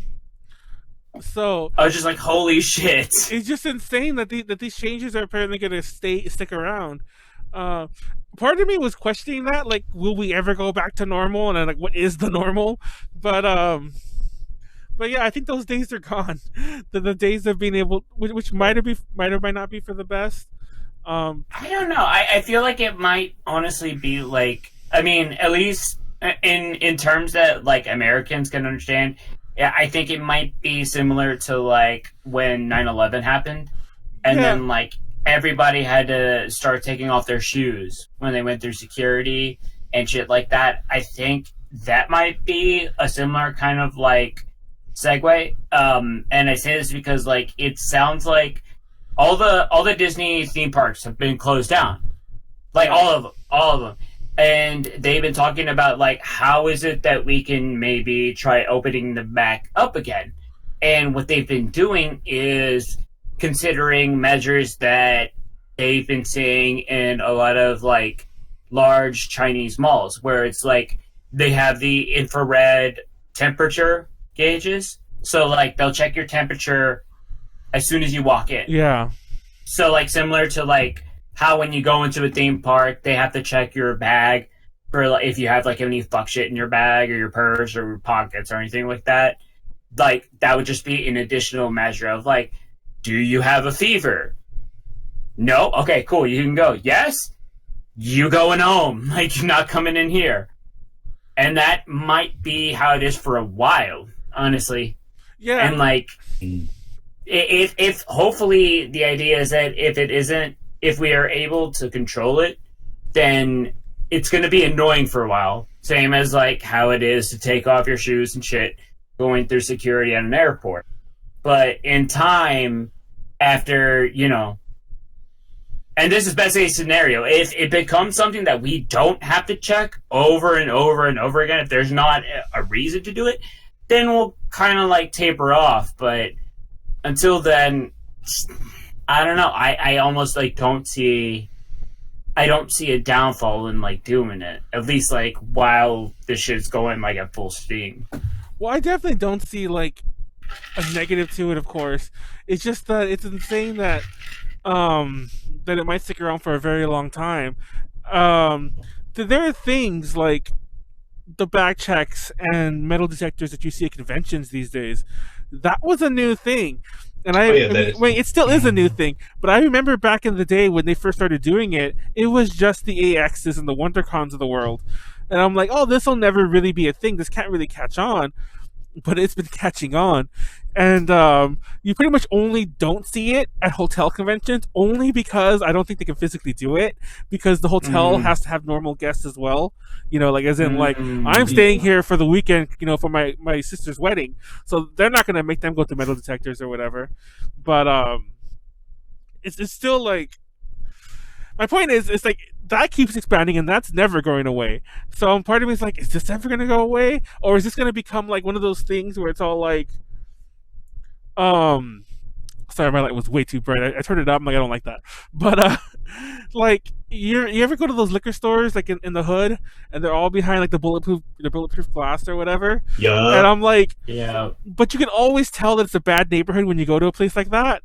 So part of me wonders if you'll see these plexiglass thingies in like in the ghetto or like in bad places forever, but like from now, but like it'll be almost a sign of prestige. Like, I went to a market where they don't have that. You know, I went to a hotel where they don't have, you know, the giant. No, fuck that. I don't want to go to a hotel or a store that has that. That doesn't have that. I want a store that does have that, because that means that they're not going to be as likely to have the fucking Rona or some other like massive disease. Mm-hmm. Thanks. At least that's how I feel. Like, I want like that extra, like, just layer of protection. That's how I see it. I don't know, but like at the same time, I also kind of feel like I don't know. Is it like kind of shitty? Yes, but I would honestly prefer them having that. Honestly, like, if at this point, if I went into a store and they had like those like infrared temperature things, I'd feel way more comfortable. Yeah. Maybe that's just because I'm paranoid at this point, but no, it's like, it's better safe than sorry. Mm-hmm. Well, I'm pretty paranoid too. Like I'm like I made the joke last week, and I'm not sure if it's untrue. By last week, I mean the podcast on Tuesday a few days ago. But I'm not sure if it's true or not. But I think this has all made me mildly agoraphobic. And I didn't explain what agoraphobia is last podcast. For those who don't know, it's like, you know, kind of becoming like a super extreme homebody, like Howard Hughes level, and not wanting to see the public, never going outside, like fearing the outside syndrome. Yeah. Oh. So and I think I've definitely have developed the slightest form of it, without a doubt. It's just like part of me is debating how big it is within me, you know. Where I'm like, and it's weird because those who know me, I'm not that kind of person. I never have been. We kind of all weren't. Like, we're just like, because I was thinking about it too. Like, I was just like, fuck, I remember right before coming here, I'm just like, yeah. I was just like, yes, there's some times where it's like, man, do I really have to wash my hands right now? Like, nah, not, I mean, like, fuck, man. I'm not gonna lie. I mean, like, okay. Right? I'm pretty, I have, like, a pretty, like, my hygiene's pretty high, but there's some times where I'm just like, fuck, man, I'm at the pizza place. Yeah, exactly. You know what? Like, fuck it. Like, just fucking pick that shit up and eat it, because, you know. Yeah, I'll be honest. What doesn't kill you makes you stronger. Like, obviously. And then now I'm just like, oh no. Build antibodies. Oh, my bad, Manuel. What were you saying? No. I was gonna say, like, honestly, before this, and like, I'm sorry if this sounds disgusting, but I'm gonna be straight up with you. I only really ever washed my hands if obviously they were dirty, but I never washed my hands unless I was just went to the bathroom. Otherwise, I never wash my hands. Like Warren says, like we be at a party at a convention and we order a pizza. Nobody washed their hands before that shit. Everyone's just putting their hands all over it. Now it's like just fucking grab it. Yeah. Now everyone wash your hands. Everyone check your temperatures. Nobody look at the pizza. You fucking have to stand 6 feet away from each other, so we have to slide the pizza box across. Yeah, exactly. You have to have gloves on. I have a serious question. How many people, if anybody, use the fucking sanitizing wipes when you went to the grocery store, like Walmart or anything like that? Who fucking used that? I never They're did. right at the door. They're right at the fucking never door. did. Never. No one did. Never. I didn't either. The hand sanitizer is like, what the fuck's that doing there? What the fuck? We're just getting grocery. Yep. Exactly. I'm like, I'm American. Like, we don't have germs here. We don't have disease. What are you talking about? I've legit have not done it. That I touched the cart. The cart's sticky for some reason, and I just keep using it. And I'm like, listen. Now when I go to Walmart, like I have to have a hoodie on. I like roll up this. I push up the sleeves enough so like they use they're almost like form like a mitten, like this cushion, while I'm grabbing like the cart. I have to like. Even with that, I still wipe it down with the fucking the hand sanitizing wipes and all that shit they have at the opening. And then when we get home, oh yeah, I spray all that shit down with Windex and wipe it down now. So now I'm just like, oh, I guess like if anything, this entire Corona epidemic has, at the very least, pushed my personal hygiene up to where it should be. Fun fact though. Like, I don't know if anyone's having skin problems now. Like, I don't know if this is, like, mildly well, it's actually not TMI because it's on my face and my hands. But I've been, like, developing, like, almost, like, skin problems. I think because I'm washing my face and hands way too much. Which is a thing, apparently. Yeah, that'll happen. Like, my nose is constantly dry. And I'm, like, I lotion it up, and then I feel weird, so I go wash it off. And then I'm like, no. Then you put some more lotion on again. Yeah, actually, so, yeah, I have eczema on my hands. You see this shit? Oh yeah, I did. I actually do too. Oh, Zap. Yeah, it's not that bad right now, but it's like it literally when the first week, I was just like, yeah, my hand's cool, and then after a while, I was like, fuck, man, my hands are fucking like they're itchy all the fucking time. So I have to like last night I actually had to put on some lotion, and I just threw my hand into some socks because I was like, this thing needs to fucking stay moisturized because I cannot take this anymore because my skin's starting to crack like bad. Yeah, no, when I worked at a restaurant, like, and I have, like, a long history of being, like, a server and stuff like that, that's exactly the shit that would happen to me. Like, I'd wind up washing my hands so much that, like, they would just get cracked, and it'd be, like, it would just be hell. Because, like, they would just, like, your skin would literally part just because of how dry it was. It was hell. So, Jesus Christ. No, I absolutely understand that. There's been a couple of nights where I would actually just, like, bathe my hands in lotion, and then just let that sit. Like how you said, like just put a sock over it and just be like, yeah. Get some Vaseline and put it in a glove. That's the only way to do it sometimes. My bad, Manuel. What were you saying? No, I was gonna just go to the chat real fast. Yuji in the chat mentioned how she used to hate using hand sanitizer because it made her hands sticky and she didn't like the feeling. But now she bathes in it, and that's another thing. Like I throughout the years of my life, I've always bought hand sanitizer, like little bottles, like, I'm not gonna lie, I'll be straight up with you. Half the time it was almost to accessorize or to like, or that sounds like that's a very weird thing for me to say, but to accessorize, to put it No, on. right now, that's even more so a thing. I'll have that note later, but go ahead. Yeah, but like now it's like, it's literally, it's literally potentially a life or death situation. So I'm like, yeah, I'm gonna like, I need hand sanitizer now. I never leave home without it anymore. I actually do have some, thank God. God forbid anyone does it. We actually bought like this big bottle of unscented one, which is weird because you get the feeling of it being alcohol-y and hand sanitizer-y, but you don't get any smell. Which I guess I could put like oil in it or something, but it strikes me as so unusual. But go ahead and say your point, Pleiades or whatever. Okay, so first off, I'm gonna say that like my work, like where I work, a whole bunch of like promotional products and shit like that. So they have like a whole bunch of stuff they import from other countries. And like for a while, they would there's a section of the company that just has hand sanitizer, like little bottles, like that's the thing that they like personalized. So they would just import a whole bunch of that stuff, and every single time I go to HR, they would have like an entire basket of hand sanitizers. And you better fucking believe that every single time I went down there, I would pocket like one or two of those things. Second, I would just say that just having that, and then especially like having it personalized, I feel is almost like one of the few things that we can have as like a way to express ourselves in these times. Oh yeah. And to that point, it hasn't happened until I at least haven't seen examples of this until this last week.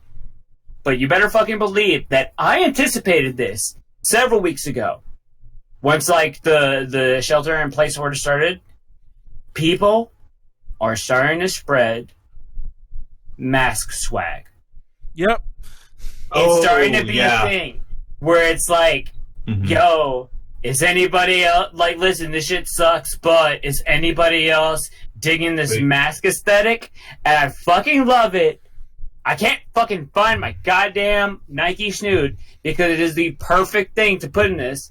So all I can do is have my like little llama, almost like South American mouth wrap, head wrap thing right here, where it's like, oh hey, this is going to protect me from some amount of moisture droplets, but at the same time, at least I'm having fun with it and showing my individuality with it. It's like, and I know this sounds stupid, but for me at least, it feels like you have an iota of control in an otherwise completely uncontrollable event. Yeah. That's the best way I can say it. Shit, yeah, the mask swag stuff. I did at first. I was like, because right before we left, I actually have like those N95 masks, and I started writing on it. And there we go. Yeah. So then but I was like, man, what can I fit? And what had happened because like I'm Asian, you know how then there's been a lot of hate crimes and shit. And so there's actually, I don't know if you guys know the band Sepultura, but they actually have a song called "Stronger Than Hate." And it says "Stronger Than Hate" on it, and I was like, "Fuck!" And I forgot it at the house. I fucking forgot it at the house. Aww. And then I also was gonna get another one for. I was gonna do a Megadeth one. I was like, "Peace Sells." Oh, sick! or I was gonna. But I wish I had enough space to put. Can you put a price on peace? There's a couple Etsy shops there's a couple Etsy shops. I can speak. I promise. Where they will actually customize like face masks. And immediately I was just like, whatever shops these are going to make a fucking mint off of this. Yep. Whoever could sew, you guys are making that money. You have a mask and you can be a shitlord. Done. That's it. Yeah, I wanted to draw like a mouthful of teeth and put it, but I was like, damn. It's funny because like obviously Asia in general has a mask culture. That sounds weird, but I mean, as in like you know what I'm trying to say. And you can buy fashionable masks. I can't find. I might have threw them away to be honest, but I actually have like just plain over the ear like masks that are not just plain. Some have studs. Some have teeth. Some have like a scary mouth. I have like a skull version that's over the ears. Also, the very first podcast we did, like right before I think the lockdown was actually already going on. We did was with Callie, who's been on the podcast like several times, and it was an Animal Crossing one. So she was wearing an Isabel cosplay, but Aww. because she was sick, and by the way, going on to people we know who have it, she has it or had it. Because she was sick, she made an Isabel mask, like out of the Isabel like pattern that she had done for the clothing, to match her outfit, which was I'm like, oh my god! And she made a bunch of other masks with different other patterns and so on. Part of me wanted to ask for one, and then I remember she had it, so I'm like, no. That's literally putting that on my face. It's like, oh yeah, that's smart. You just burn the fucking package when it comes in. You're just like, nope. Oh, my bad, Pleiades.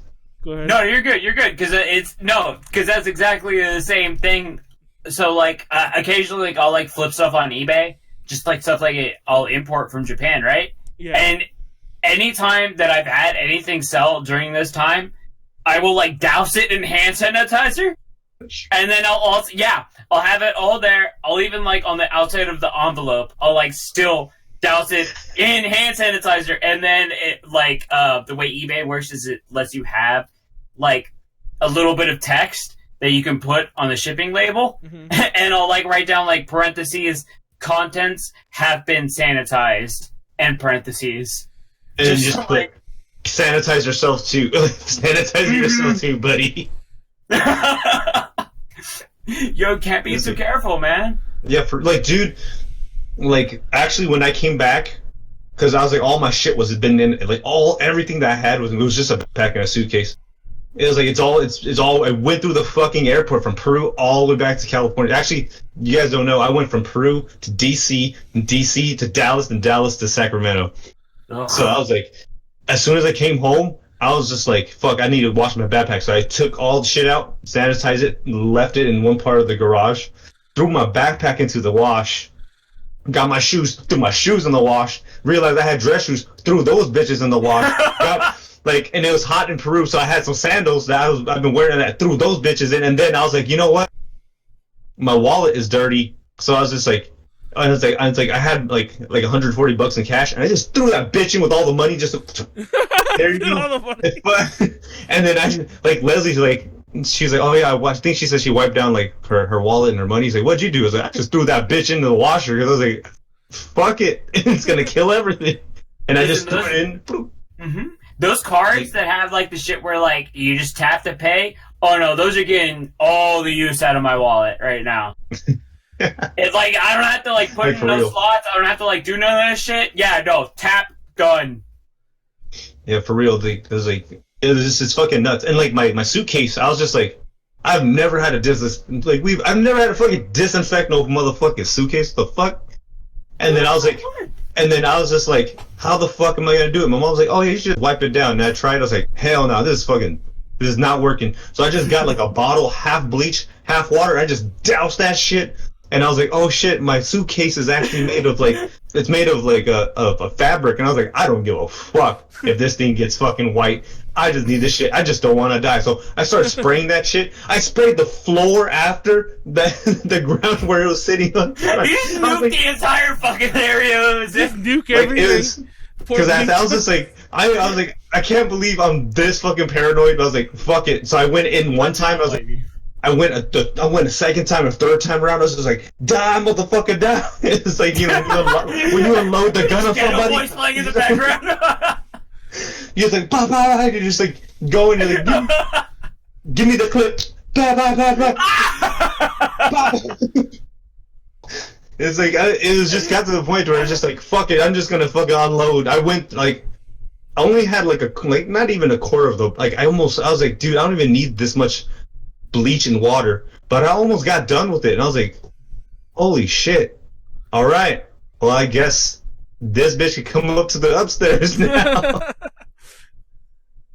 Oh my god. We've been like super, I even my hand sanitizer doesn't go to my, go to forearms and shit, and you watch, and I was like, I might as well just start bathing in it. Dip your hands all, dip everything. Oh man, I'm not gonna lie. Like when, like every so often, I'll go out. Like literally, I can count on my hand how many times I've gone out. Like in the past like month, but still, on one hand, I meant to say. But whenever I go out and I come back, I'm always like dirty, unclean, and like. And mind you, except for one time when I did go kind of far, I did run a couple errands, went to the bank, went to a couple markets that were a bit more crowded.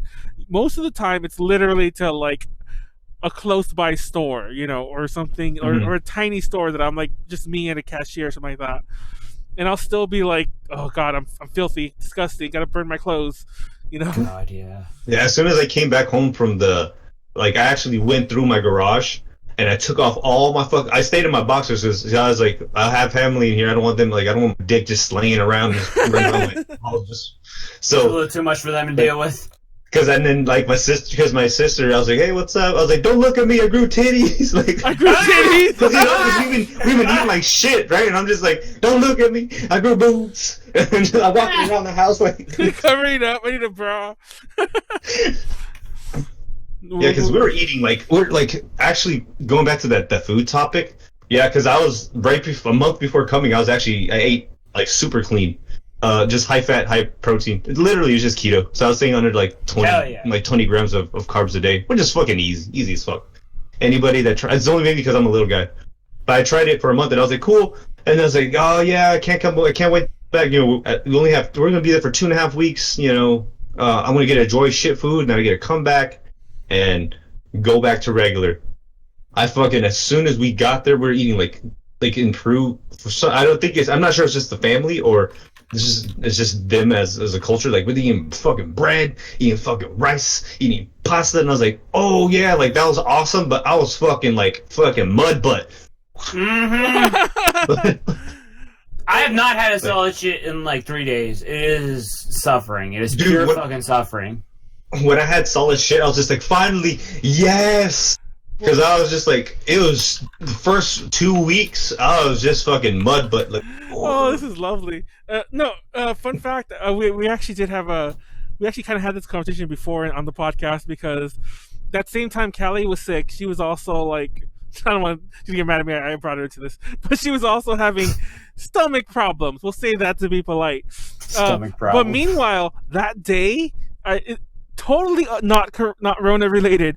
I had eaten month-old eggs. Long story, but I had eaten month-old eggs. And were they intentionally aged for a month? Dude, no. I bought them from an Instacart order, and they brought me eggs that had already long expired, and I didn't realize. And I ate, and not only that, but then I ate them like 2 weeks later because I thought they would still be good. And I'm so they were expired when you got them, and then you kept them for longer. I didn't know that they were expired, to be fair, because I would imagine that the guy would have read the dates. Because I mean, like, okay, don't get me wrong, I'm not going to read, if I'm a shopper, I'm not going to read the dates on everything. But I check my dairy, I check my eggs and dairy. I mean, doesn't everybody?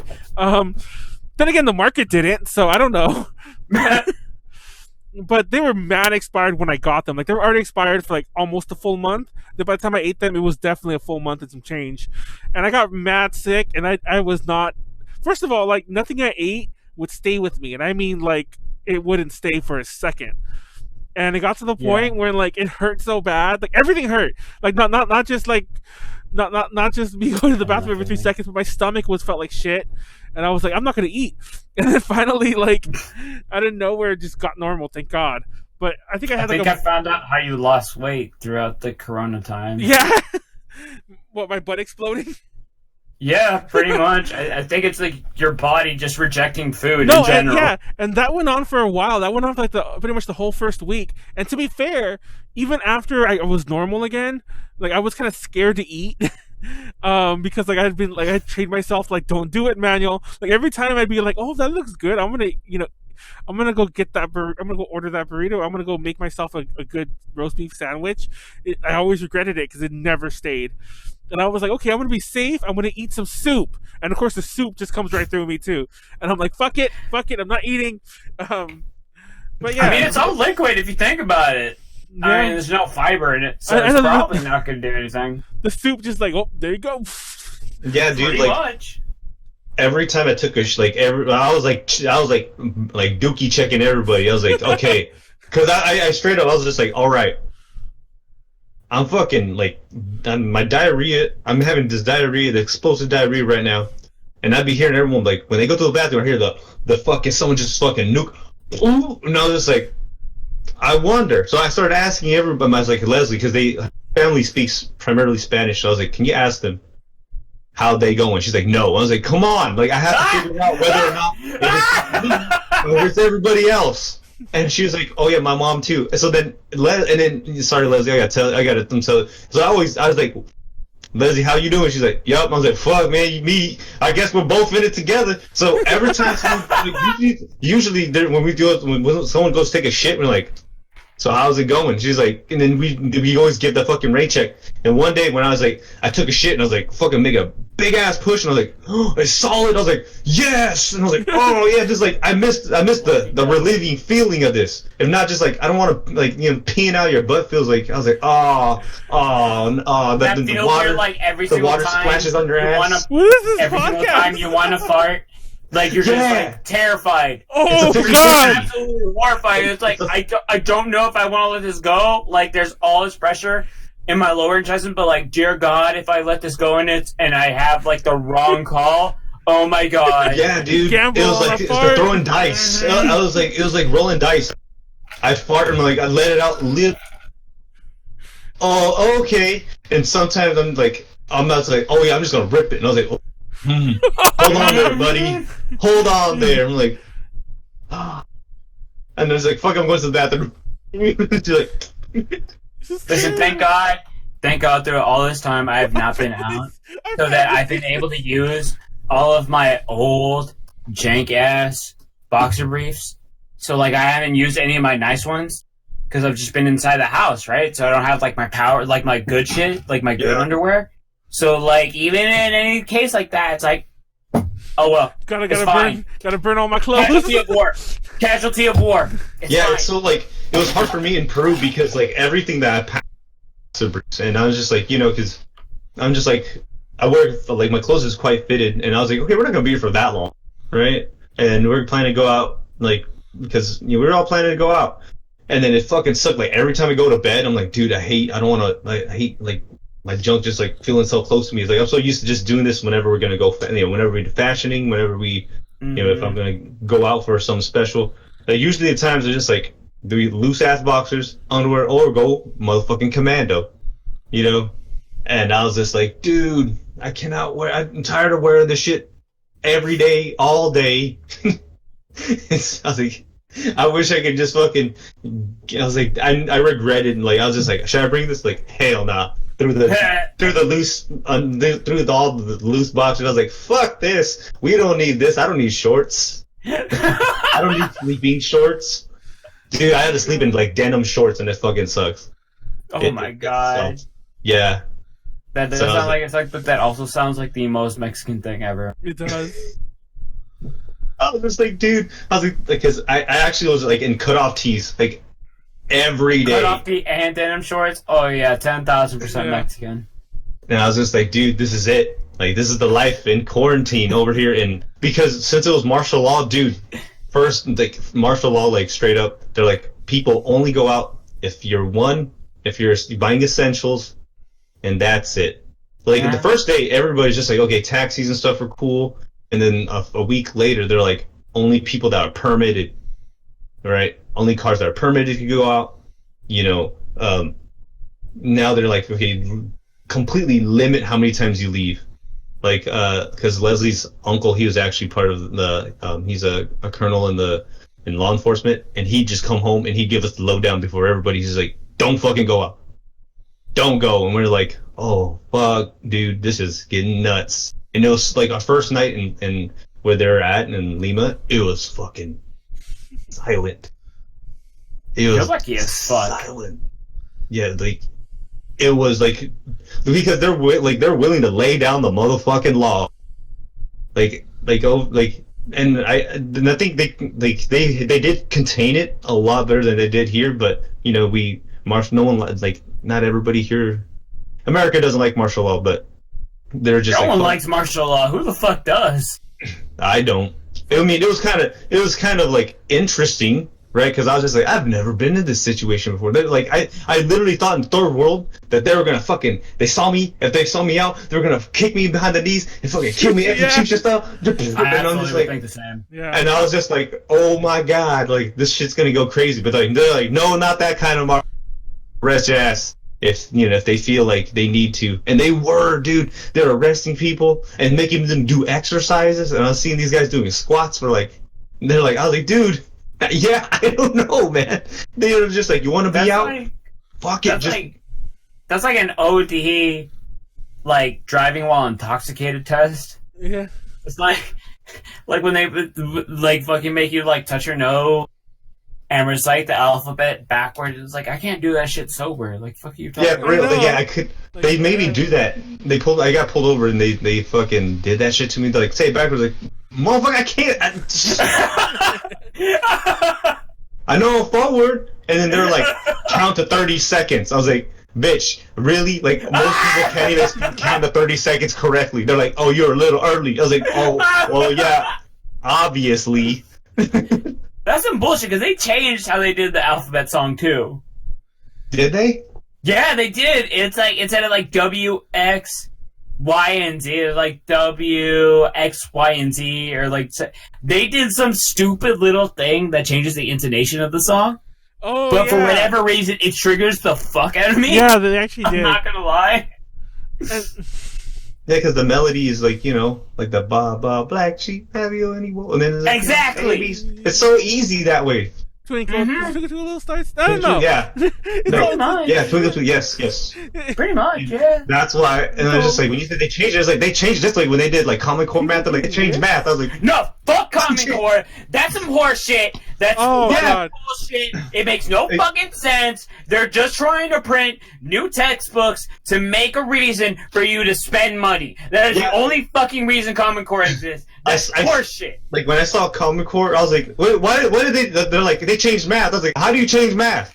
Exactly. Like, if 2 + 2 don't equal 4 no more, then I okay. But it's like, what do you do when something's absolute? And so they're like, they changed how you teach it. I was like, how do you two? Let me add something on top of that. Remember when we were in school and it was like, why do we have to know this? You can just put it in a calculator, and the teacher's like, oh, well, you're not always gonna to. Bitch, Everyone what? has a calculator. Bitch, what? I can download a graphing calculator app in 2 seconds right the fuck now. Try me.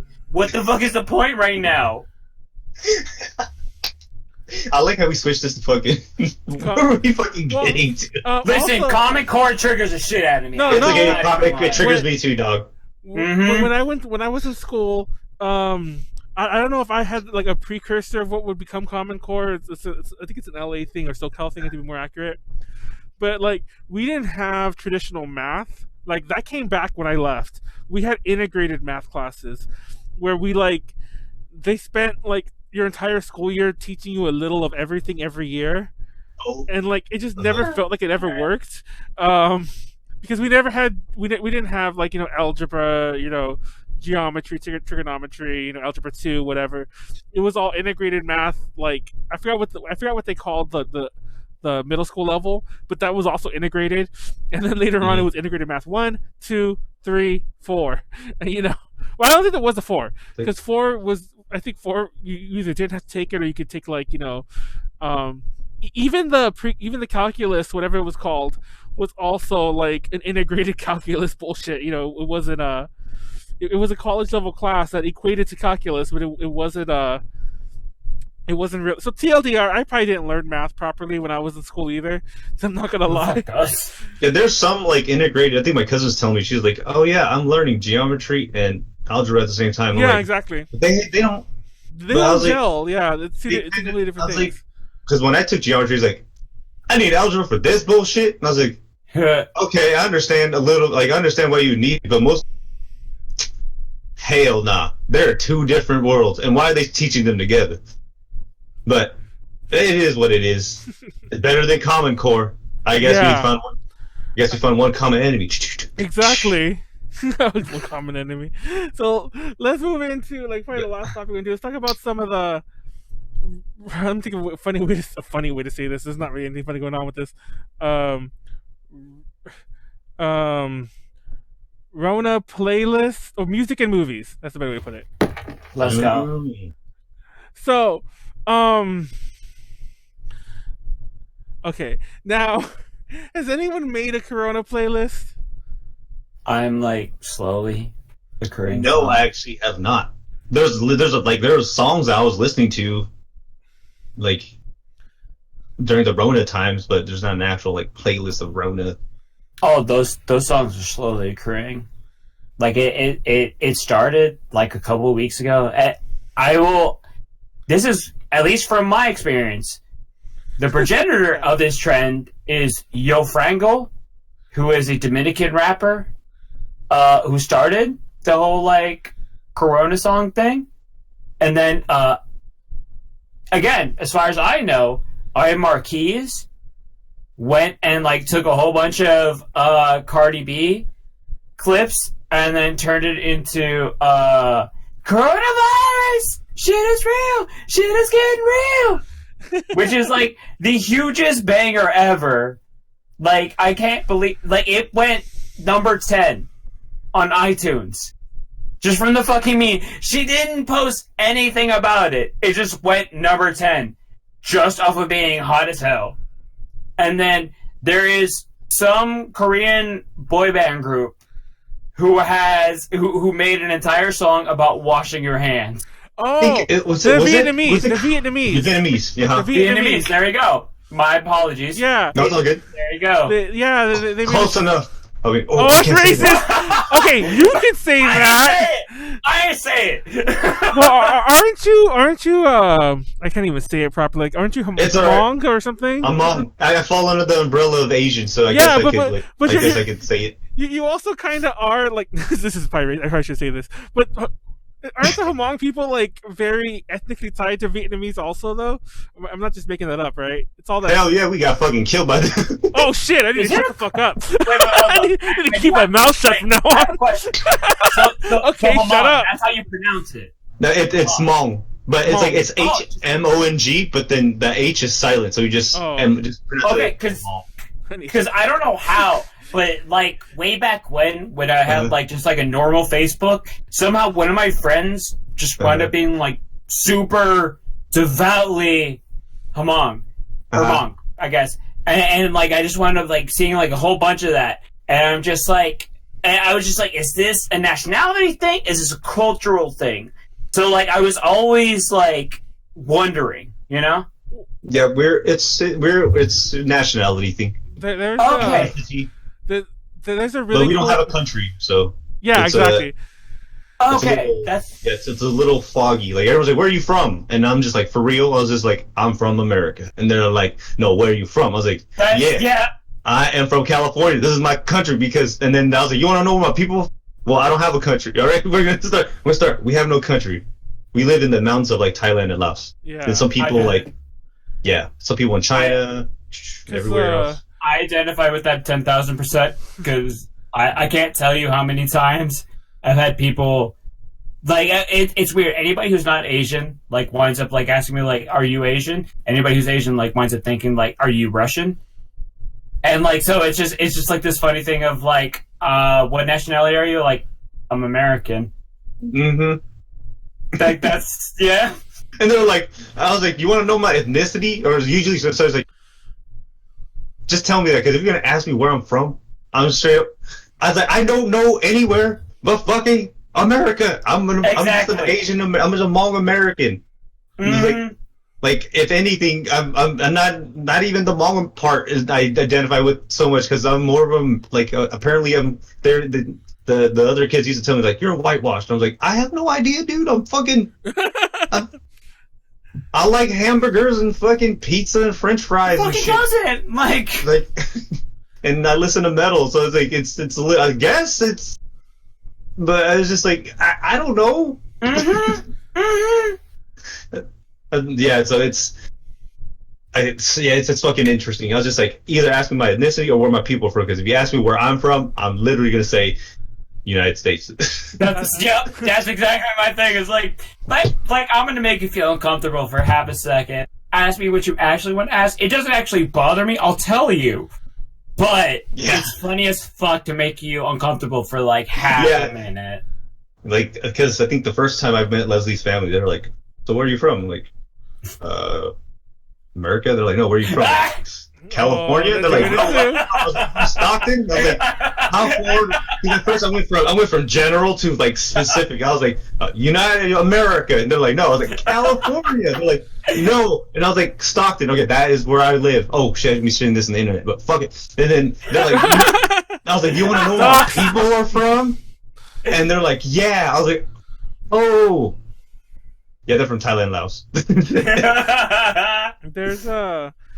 They're actually not like all the same either, because like I've seen several, but there's a lot of if you go to a lot of farmers markets. I know there's a big booth at the Renaissance Pleasure Fair in SoCal, but my only real experience with Hmong people, I guess, is like their booths, you know, in farmers markets or whatever, selling like tapestries and bags and like other things. Yeah, my grandma used to do it. Yeah, I actually have a lot of from the Renaissance Fair specifically. I know for a fact they're called Hmong traders or trader, and I actually have their card. And I actually bought a lot of stuff from them. One of my ex-girlfriends like loved their like their purses and things like that. Or and I have a lot of like spare doodads, like coin purses and whatever. But yeah, that's my most Hmong related stuff. And then you met me. And then I met you. It's like, oh, I know one. I have a Hmong friend. I'm that person. Like, you know, like I can't be like that. That comment I said earlier about the Vietnamese, I can't be racist. That can't be bad. I have a Hmong friend. You're all like, oh, you guys are related to them? Like, yeah, they killed my. I can't believe I said that. I'm canceled. Killed them. I'm like canceled, but yeah, I can't believe I said that. Well, okay, I'm just ignorant. I'm sorry. I don't give it's funny. I just like giving you shit. But yeah, I'm just ignorant. Like, you know, we don't like. I mean, some people do get triggered, and I'm just like, it's all in fun. Well, yeah. My whole thing is like, it's like if you like, it's one thing like to be ignorant. It's another thing if like you're ignorant, but like you do it like in like a hateful way, I guess. Well, yeah. Like if you just don't know, you just don't know. Maybe you know. I've never been to Vietnam, but I've been to Thailand, and I know there are like Hmong people there. So it's like I always assumed that they like, and obviously I knew they didn't have a country, so I always assumed that they were just like. I'll be straight up with you. I always thought they were mainly from Vietnam, so I was just confused. And it does actually, now that you pointed that out to me, I totally remember for sure hearing this, like in many a Vietnam War documentary, like about like the. So I remember hearing it many times. I'm just being a dumbass and ignorant and forgetful. But moving on. Go ahead. Finish your thing. Here. Oh no, it was like we're from Southeast Asia, so it's just like Vietnam. Like even from being from Vietnam, it's kind of like it's kind of in the same general area anyway. This point where I'm from there, but Carol, do it. I haven't heard too many songs. Obviously there's a joke around the things. Now I don't want to make too much light of the whole like, because there's some people taking it a little too far, like with their Corona-chan cosplays and whatever. But I love that shit. But y'all can cancel me. We're all getting y'all canceled. Cancel me. I Pleiades love that. Is over party 2020. No, I want to go take a piss. Go ahead. Oh shit! Hold up, I'm gonna piss too. All right, take this man. All right, man. We need to have the elevator music playing. No, you know what we're gonna do? Go ahead and go. I'm gonna load up. Play Ari Marquis, Cardi B remix to Corona. How about that? Okay, everyone. Well, I'm gonna load up the trailer for. Go ahead. Okay, guys, I'm gonna load up the trailer for Corona Zombies. It's funny because before we started, I had to pee, and I didn't. And everyone else fucking apparently pees. Manuel is canceled. Be quiet. Please don't let this be porn. I don't know what. Does anyone else have that? Oh shit! It's too loud. It's too loud. Does anyone else have that fear when you open a random video file on your computer? It's like, please don't be porn. Like, I want to show everyone this. But yeah, we'll watch this trailer. A little louder. Round 0 of the virus. This was taken moments ago at the Wuhan, China soup factory, where they were testing their newest flavor, bat soup. So that's pretty racist already. He's not gonna lie, but let's move on. Yes, Chef Donahue. The infected are somehow transforming into violent and ravenous flesh eaters. Corona zombies. Oh my god, are you seeing this? We're gonna totally get copyright claims for this, but hopefully we don't get The blocked. Corona Squad has been assembled to help protect America. Citizens are asked to immediately quarantine. Haven't you heard of social distancing? 6 feet, kid. Stop touching your face. I get corona. Get drunk before everything closes.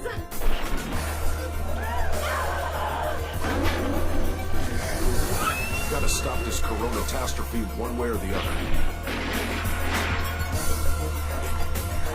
Goddamn corona bat suit eating bastards from hell! Oh my god. I can't believe that. I don't think I heard that line the first time I watched the trailer.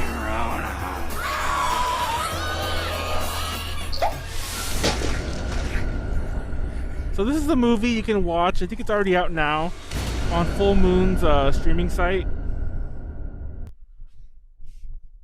And yeah, that's a movie. I haven't watched the movie. I just found out about Alright. that. I am so sorry. We didn't mean. I shouldn't have I drank like a half a bottle and then a whole No, it's fine. sparkling water. I just shared the Corona Zombies trailer with everyone, so we're all on the same page about that movie. Yo, I was like, I'm telling you, they like right before state, like when Shelter in Place is happening, like we have to get this movie out now, and they're just like, all right, like before they fucking start arresting everybody, they're like, fuck this, just get this movie out. But yeah, like there's I will admit there is some pretty racist parts there. So everyone be aware. The bats in China? Yes. Well, there's a specific line now. Mind you, I'm only repeating the line from the movies. Nobody clip this out of context. Somebody will. But there was a line where it's all like, "Take this, you bat soup eating bastards," or whatever, monsters. Oh, Jesus Christ! Oh, he put his earphones on right then. Oh my god! Nobody take that out of context. I'm repeating the line from the trailer. But yeah, that's somebody's gonna totally clip that out of someone's gonna clip that out. Manuel's Capital 2020. So I have something to say specifically about the whole idea of like people having a problem with taking light of coronavirus. And this is what I'll put out there, and this is not like, 0 to 100, this is not correct or incorrect, but I will offer this out for anybody willing to listen. My parents are first-generation immigrants. Came here with nothing. Fucking, like, they were lucky to have a fucking mattress, and, like, if that ate, like, black bean tortillas, that's it. That's all they had, right? And what they told me when I, like, started, like, talking about, like, coronavirus and shit like that, like weeks before the corona times happened, I was like, yo, start stocking up on bottled water, start stocking up on canned food. Don't know if this shit's gonna go south or not, but yo, be careful, right? And then, like, in the last week or so, we've been bonding over sending memes to each other. And like, specifically Corona-themed memes. And at least for my culture, what my parents said, and, like, this is without me prompting my, they're like, listen, this is what Mexicans do. Take whatever is happening that's super shitty and then make the best of it. Like, whatever is shitty is happening, you just wind up making the best of it and going with it. Because, like, yo, like, what are you going to do if a hurricane comes? You get mad at the hurricane? Like, you can't control it. You can't change it. You can only, like, go with the flow at that. But, like, at least with that, if you, like, make jokes about it, like, it kind of gives you control over the situation to some extent. Obviously, not completely. But lets you have some control of it. It goes back to the whole, like, you can have some swaggy masks. You absolutely can. I've seen, it was a couple months ago where, Hyde had a live in Pittsburgh, and, like, his bandmates had, like, masks that, and this is before any of the Corona shit, but like they had like the LED light up shit where it'd be like, oh yeah, like all that dope ass shit. And then now I'm thinking about it, I'm like, that would be so swaggy right now. I wish I had that. Like I could just have that and then just like have like shit posting memes just like scrolling past the mask right now. I'm about to like go and Google them. Mm-hmm. It's kind of like, yes, we're in shitty times, and it is tragic that people are dying. And I'll put a personal twist to this. Trying to reach out to my family and all that. My cousin, her husband, directly has coronavirus, and so like they diagnosed my cousin with it too. And it's only been like a couple days since the CDC let my cousin's husband actually like go like from like containment pretty much. Mm-hmm. And it's kind of like, it's different like when somebody gets it, because it's I feel like maybe part of it is that until you know somebody who has it or hear about it, it doesn't feel like real, kind of maybe. But like having that, it's kind of like, I don't know. It's a shitty situation, and we're all stuck in it. Yeah, it's like, but we can't let it like keep us down at the same time. It's a little like, it's a little touchy. Oh, my bad. Oh no, go. All I was gonna say was we're in a shitty situation, and there's people dying, and and I won't even like cast like light on it. Like there's dead ass mass graves being dug in New York as we speak right now. Brazil too, dog. Yeah, oh, it's fucking horrifying. The thing is, it's like we got to keep going. I know, and I don't mean this in a way of like seem callous. It's just, it's almost also in the same sense of like, because of that, because of the lives that we lose, because of like, we wind up having lives that get like slowed down and like just tossed asunder. Like I can't tell you how many restaurants in my area were like just they were opening up this year. And like they say like restaurants in the first year, like how many say that fail in the first year? Oh, these restaurants fucking fail. And is that even their fault? Yeah, it's fucking tragic. I mean, hopefully like there's some tax act that like gives them a second chance, but like who fucking knows, right? Mm-hmm. But because of that, because of all the shitty things that happen, we gotta find some way to like push ahead. We can't let that shit drag us down. Yeah, it's like, I understand that at all, like, totally. That's why it's like, for me, like, Corona-chan, I was like, nah, that's distasteful. But yeah. Sometimes I'd be like, but I still be making some, like, I'm just like, well, people think I have the Rona, so I guess they're not going to come fuck with me. they could come and hurt me, but as soon as I cough on them, they're going to be like, like, they're going to die slow. Like, they're going to die slow. It's like not saying that I have it. It's just like one of those things where like, oh, he's Asian, he might have it. I was like, yup, I have this barrier of passive protection around me. I have this passive. And it's like, I mean, I don't mean to make like light of it, but it's like, that's why it's like, I understand that it's like, it's a double-edged sword. Some people, like, that's like a Corona-chan, I'm like, not the right time yet, but I'm just like, okay, I understand what people think it's funny, because I also have like a sense of dark humor too, Like, don't get me wrong, I'm like a little bit on both sides of it. I do think Corona-chan's a bit like a bit over there. But if you remember, like if anyone watches us regularly, when there's actually another person I knew, like I knew the person who like brought it to the OC. Like they were a friend of mine. Well, they are a friend of mine. They survived. They are a friend of mine, and I need to watch my tenses, when I'm speaking about these things. But they're patient alpha. But I legit said, like when I mentioned them, I was like, oh, like a friend of mine has it. Rip. But the way I said rip was like, because I always say rip. Like that's part of what I say.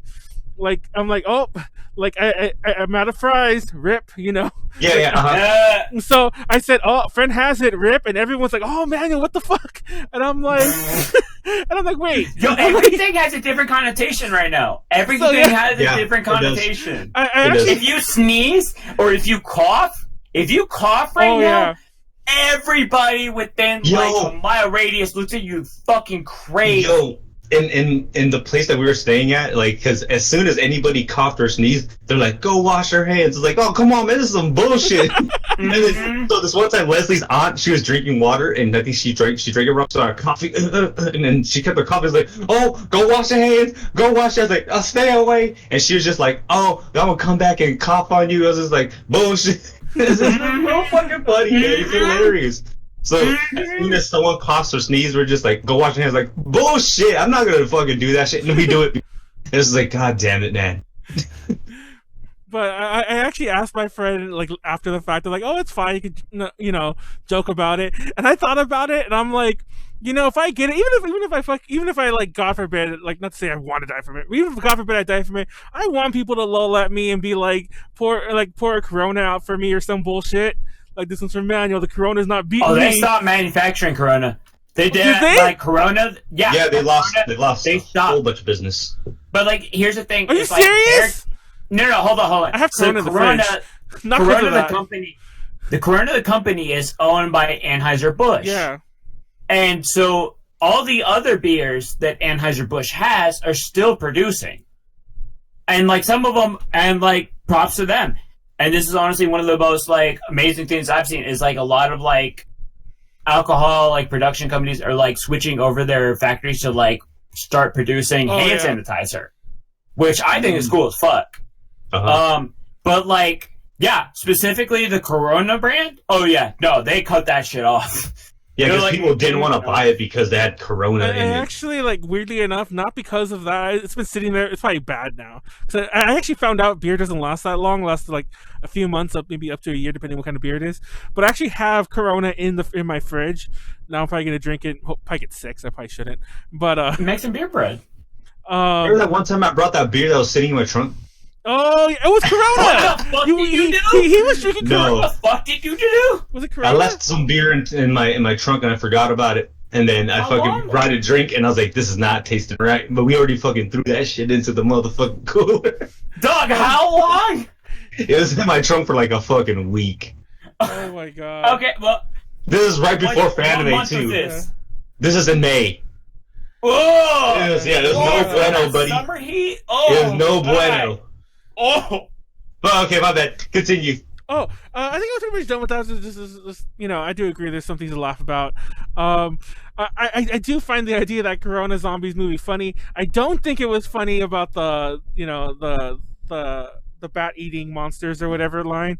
That was pretty racist. Let's not be racist, but let's have fun with this. Not have fun. That sounds terrible. God, don't quote me on that either. But hold on. But I do want to say one. Let's have fun with this. Don't quote Manuel. Fucking hell. Hold on. I do want to say one thing. Yes. Because what I've been saying is there is this disparity, right? So here's what I'll say. Chinese people are cool. I love Chinese people. Chinese government. I don't trust the Chinese government. CCP is kind of fucked.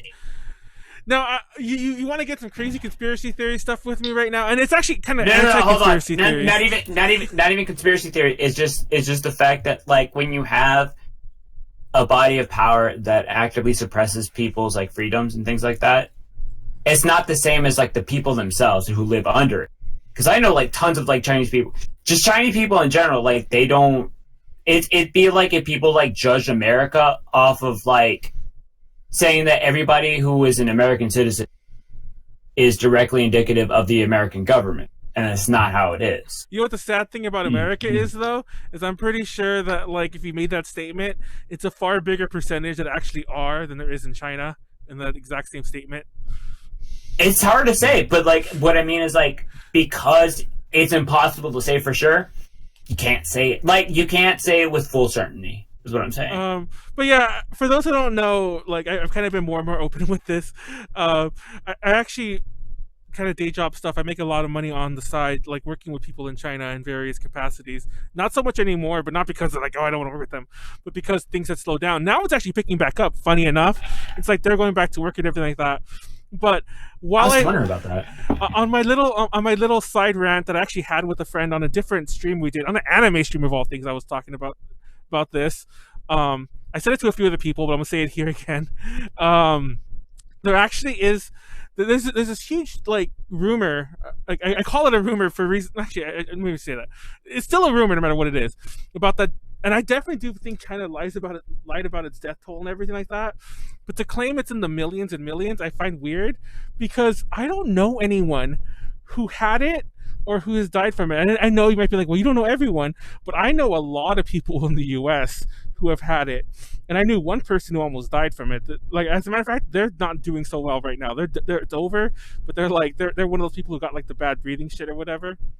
But but yeah, I'm just gonna close out Manuel's controversial hour here by saying, out of all my Chinese literal co-workers, none of them know anyone who ever got it. And for those who don't know, because the people are like, where's Wuhan? Like, I never heard of that city before.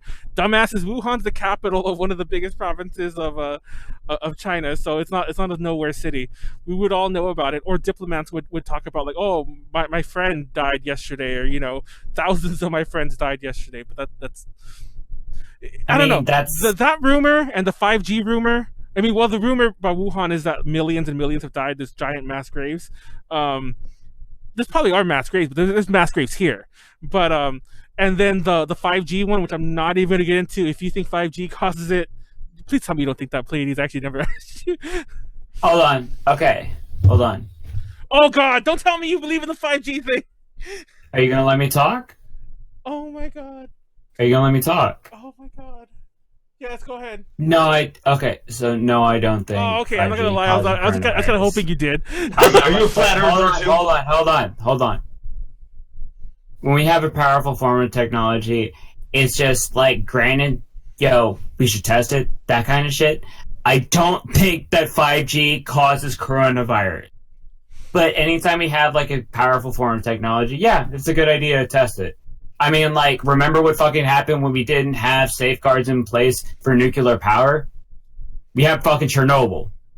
So it's not a bad idea just to be cautious, but, like, we don't have to be like, oh, shit, this causes, like, massive plagues and things like that. Okay. Well, we both said some controversial things in this podcast. If anyone wants to cancel us, it's hashtag Manuel is over party 2020. Hashtag cancel me right now. My tag is fucking at PLEIA_DS. Cancel me right the fuck now, please. I changed your name to Pleiades is over party. No one cares about me, so. But I already canceled. No, I mean, who the fuck has been canceled that actually stayed canceled, other than R. Kelly? Well, R. Kelly deserved it, but that's another story. R. Kelly is fighting for his motherfucking life. R. Kelly's the only person. R. Kelly's the only person who, when they're like, "Oh, are like swarming with coronavirus because it's like the perfect like cesspool, basically like breeding pool for coronavirus," and everybody else is like Tekashi 6ix9ine got out early, and then they saw R. Kelly and he applied for it. He was like, they were like, "No, you're staying in there."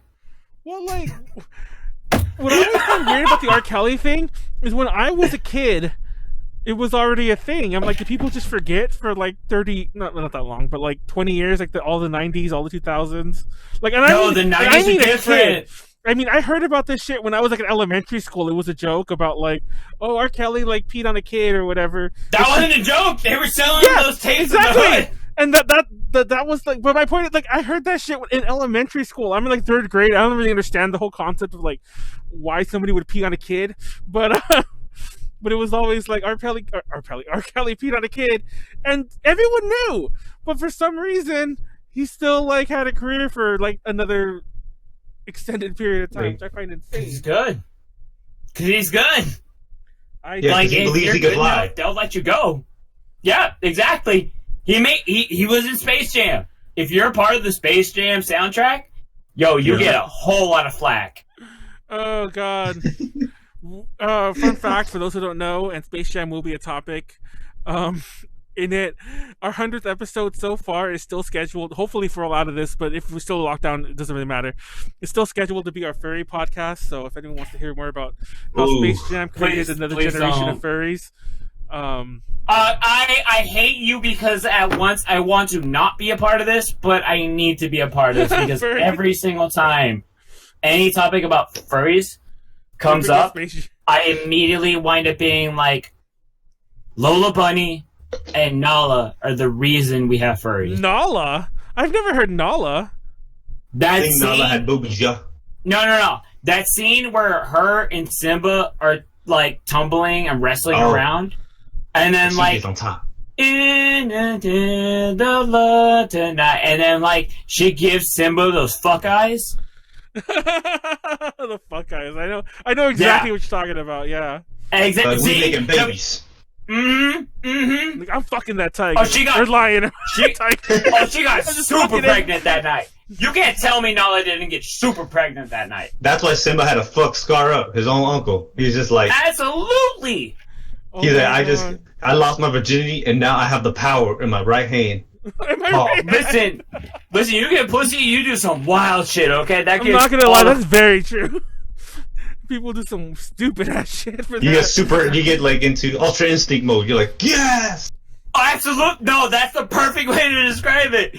You immediately be like, no, I can absolutely ride this car. I can surf this car at like 30 miles an hour. I can do that. I can punch this car coming 50 miles an hour at me. I can tear this phone book manual. I can do that. I could give a million bells for another blowjob. Oh my god. Anyway. Oh, that's easy. That's I can get the Corona. I can get the Corona. I can beat the Corona. I can beat this Corona. I can break these cuffs. Speaking of which, Jeez. real fast, my favorite memes are the ones where it's all like, as if like I could beat the Corona. It's like, no, like it's not so much about that. But anyway, oh my god, this is terrible. It's terrible. Fuck guys, everyone getting pregnant. Oh my god, somebody out there, I want you to cut out the two lines. The one where I mentioned the bat eating monsters, and then cut out this line about me saying I fucked that tiger or whatever. Cut those lines out of context. Yes. Wait, hold up. I have two things to say. What's up? Okay, so first off, the whole Corona-chan thing isn't fair because in every single rendition she's wearing a cheongsam, which is hot as fuck. Because as we all know, cheongsams have like the biggest display of like legs, which is amazing. And then number two is that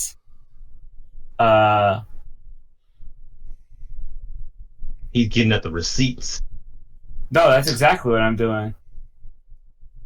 Are you gonna show us to the camera? You just show it to the camera. Yo, I did watch Tiger King though. Oh, that's what I was gonna say. Carol absolutely fucking did it. Did you want to fuck the tiger? Carol did it. Carol fucking did it. I don't care what anybody says. Carol fucking did it.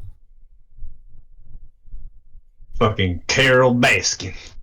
Goddamn Carol Baskin. Goddamn. She absolutely did it. That I have not met a single person who argues against it. So I'm just going to take that as a fact of the universe, even though it's not. She did it as in she killed her husband? Oh, yeah. Yeah. Absolutely. Okay, yes. Absolutely. Then even burning the studio? For the record, Joe probably burned down that studio too. I'm not going to lie. But like, can we just say like how fucked up it is that we all care so much about lives of tigers? But, like, everybody forgets that a crocodile died? Or was it an alligator? See, I don't even remember. It was a crocodile and an alligator. I think they were gators. See, no, were they crocodiles? Oh, fuck, man, I don't remember. You see? And one of them died. When he burned... Allegedly, he burned down the studio. Allegedly. I'm just going to sprinkle that shit all over there so I can't be sued. Sorry, that reminded me of this. Now, I don't know if anyone's ever seen Cannibal Holocaust, since we're all just getting canceled here and say some crazy shit. That ain't shit! Well, that ain't shit compared to fucking Tiger King. Well, go watch Cannibal Holocaust. I believe they do kill an alligator and they skin it, like a real life alligator on the movie. But it was a turtle. It was actually a turtle. I feel horrible at the fact that I can count this. No, I've seen it too. I do remember I think that was alligator too. But you know what? There is Cannibal Ferox, whatever that movie's called. I think they kill an alligator in that one, not confusing it with it. But there was a turtle. I get those two movies confused because they're very similar. But all I can tell you is like Cannibal Holocaust. It was a turtle that they actually did kill. To be fair, and no, they didn't skewer that young woman, although it absolutely looked like they did. Oh yeah, to be fair about the turtle, supposedly they fed that to the natives ate it, or whatever when they were done. But I don't know. But did you know they're making a Cannibal Holocaust? Well, it's called Ruggero Deodato's Cannibal. They're making a video game that's coming out like on everything. I have the picture right there on the screen. This is not a joke. Wait, is this a joke? Was it April Fool's? No, it wasn't April Fool's. Actually, was it April Fool's? Did I get April Fooled? Somebody verify this. I don't think it was. When did you hear these news? Hold on, I'm checking right now. Did I get April Fooled? Hold on, guys. I'm not gonna finish this until I find out if I got April Fooled or not. Can we talk? Wait, hold up, real quick. Can we talk about how it's kind of sad, although like also fitting, but still sad that there weren't a whole lot of like April Fool's jokes this year? Well, I had an April Fool's joke. My flight was supposed to fly out on April 1st, and it got canceled. We're supposed to come back home on the 1st, and yeah, I forgot to add that part. I had a whole bunch of suspicion. I was like, April 1st. I was like, oh, Peru, they don't believe in that bullshit. And all of a sudden, they canceled our April 1st flight. And I was like, oh. Then I knew it was too fucking good to be true. Oh my god. All right. That's my bad. I didn't mean to. It's not a real April Fool's joke, but it was. Oh no, okay, it is. Okay, it wasn't an April Fool's joke. It really is happening. Because I could have sworn I saw it recently. What? But yeah, they're making a Cannibal Holocaust, a video game. It's called Ruggero Deodato's Cannibal, and it's coming out on everything. But what I find, I need a link for this. Yeah, what I find wild is that I'll have links in the description if you're on YouTube. I'll have links to other shit we talked about too. By the way, I'm googling this shit now because exploitation movie Cannibal Holocaust is getting a video game, and this is from 2 days ago, which is when the news did break. Because I'm like, I knew I heard about it recently, but I wanted to make sure that it wasn't like an old ass tweet I saw or something. And it's coming out on the Nintendo Switch. Holy shit! It's coming out on everything, to be fair, but it's coming out on the Switch. Like, so imagine playing this shit, like, eating a turtle. I'm pretty sure you're not going to eat a turtle in the game. But imagine eating a live turtle, like, on the same system you play, like, Mario Odyssey on, which is wild. Did you know that ancient turtle, or, like, big-ass giant turtles are the only reason the dodos are extinct? Well, okay, they're not the only reason why dodos are extinct. They eat them? They're big reason. Okay, so here's the thing. Dodos didn't actually taste good, but the thing was, the fat that you get from old turtles actually makes them taste delicious if you cook it in that fat. So giant turtles were actually so delicious, just the fat, that cooking dodos in their fat made it so it was a contributing factor of why dodos went extinct. I would totally eat a dodo. Absolutely would too. GG, I would, yeah. No, I'm not gonna front. Sorry, eat a dodo. Bye-bye. What's up, PETA? What's up? Every day. You can't cancel me, PETA. Since we're also has PETA said shit about Animal Crossing? Yeah, they have. I forgot what, but they have. They said a bunch of shit about Pokemon, but like I haven't heard say shit about Animal, or at least in the past month, at least. Since we're going on the next, no way, PETA's at work. Since we're going on the cancel train, I'm gonna say right now, because I saw one of them share a meme about it, and I find it so funny. Not a meme about it, but I saw somebody share a meme about plans to listen to music. Now, I don't know if it's true or not. I'm not here to debate this, but everyone knows the thing that if you play like classical music or you play like nice music for a plant, it'll like lean into it, it'll grow into it. And people say that that's like, oh, the plants are mildly sentient or whatever. So a lot of the people who believe this are also the hardcore vegans, and one of them actually shared a thing about that, and I find it wild. I'm like, you won't eat an animal because it's inhumane or whatever, but you're willing to eat a plant that, by your own thoughts, is sentient enough to like classical music. You know what I mean?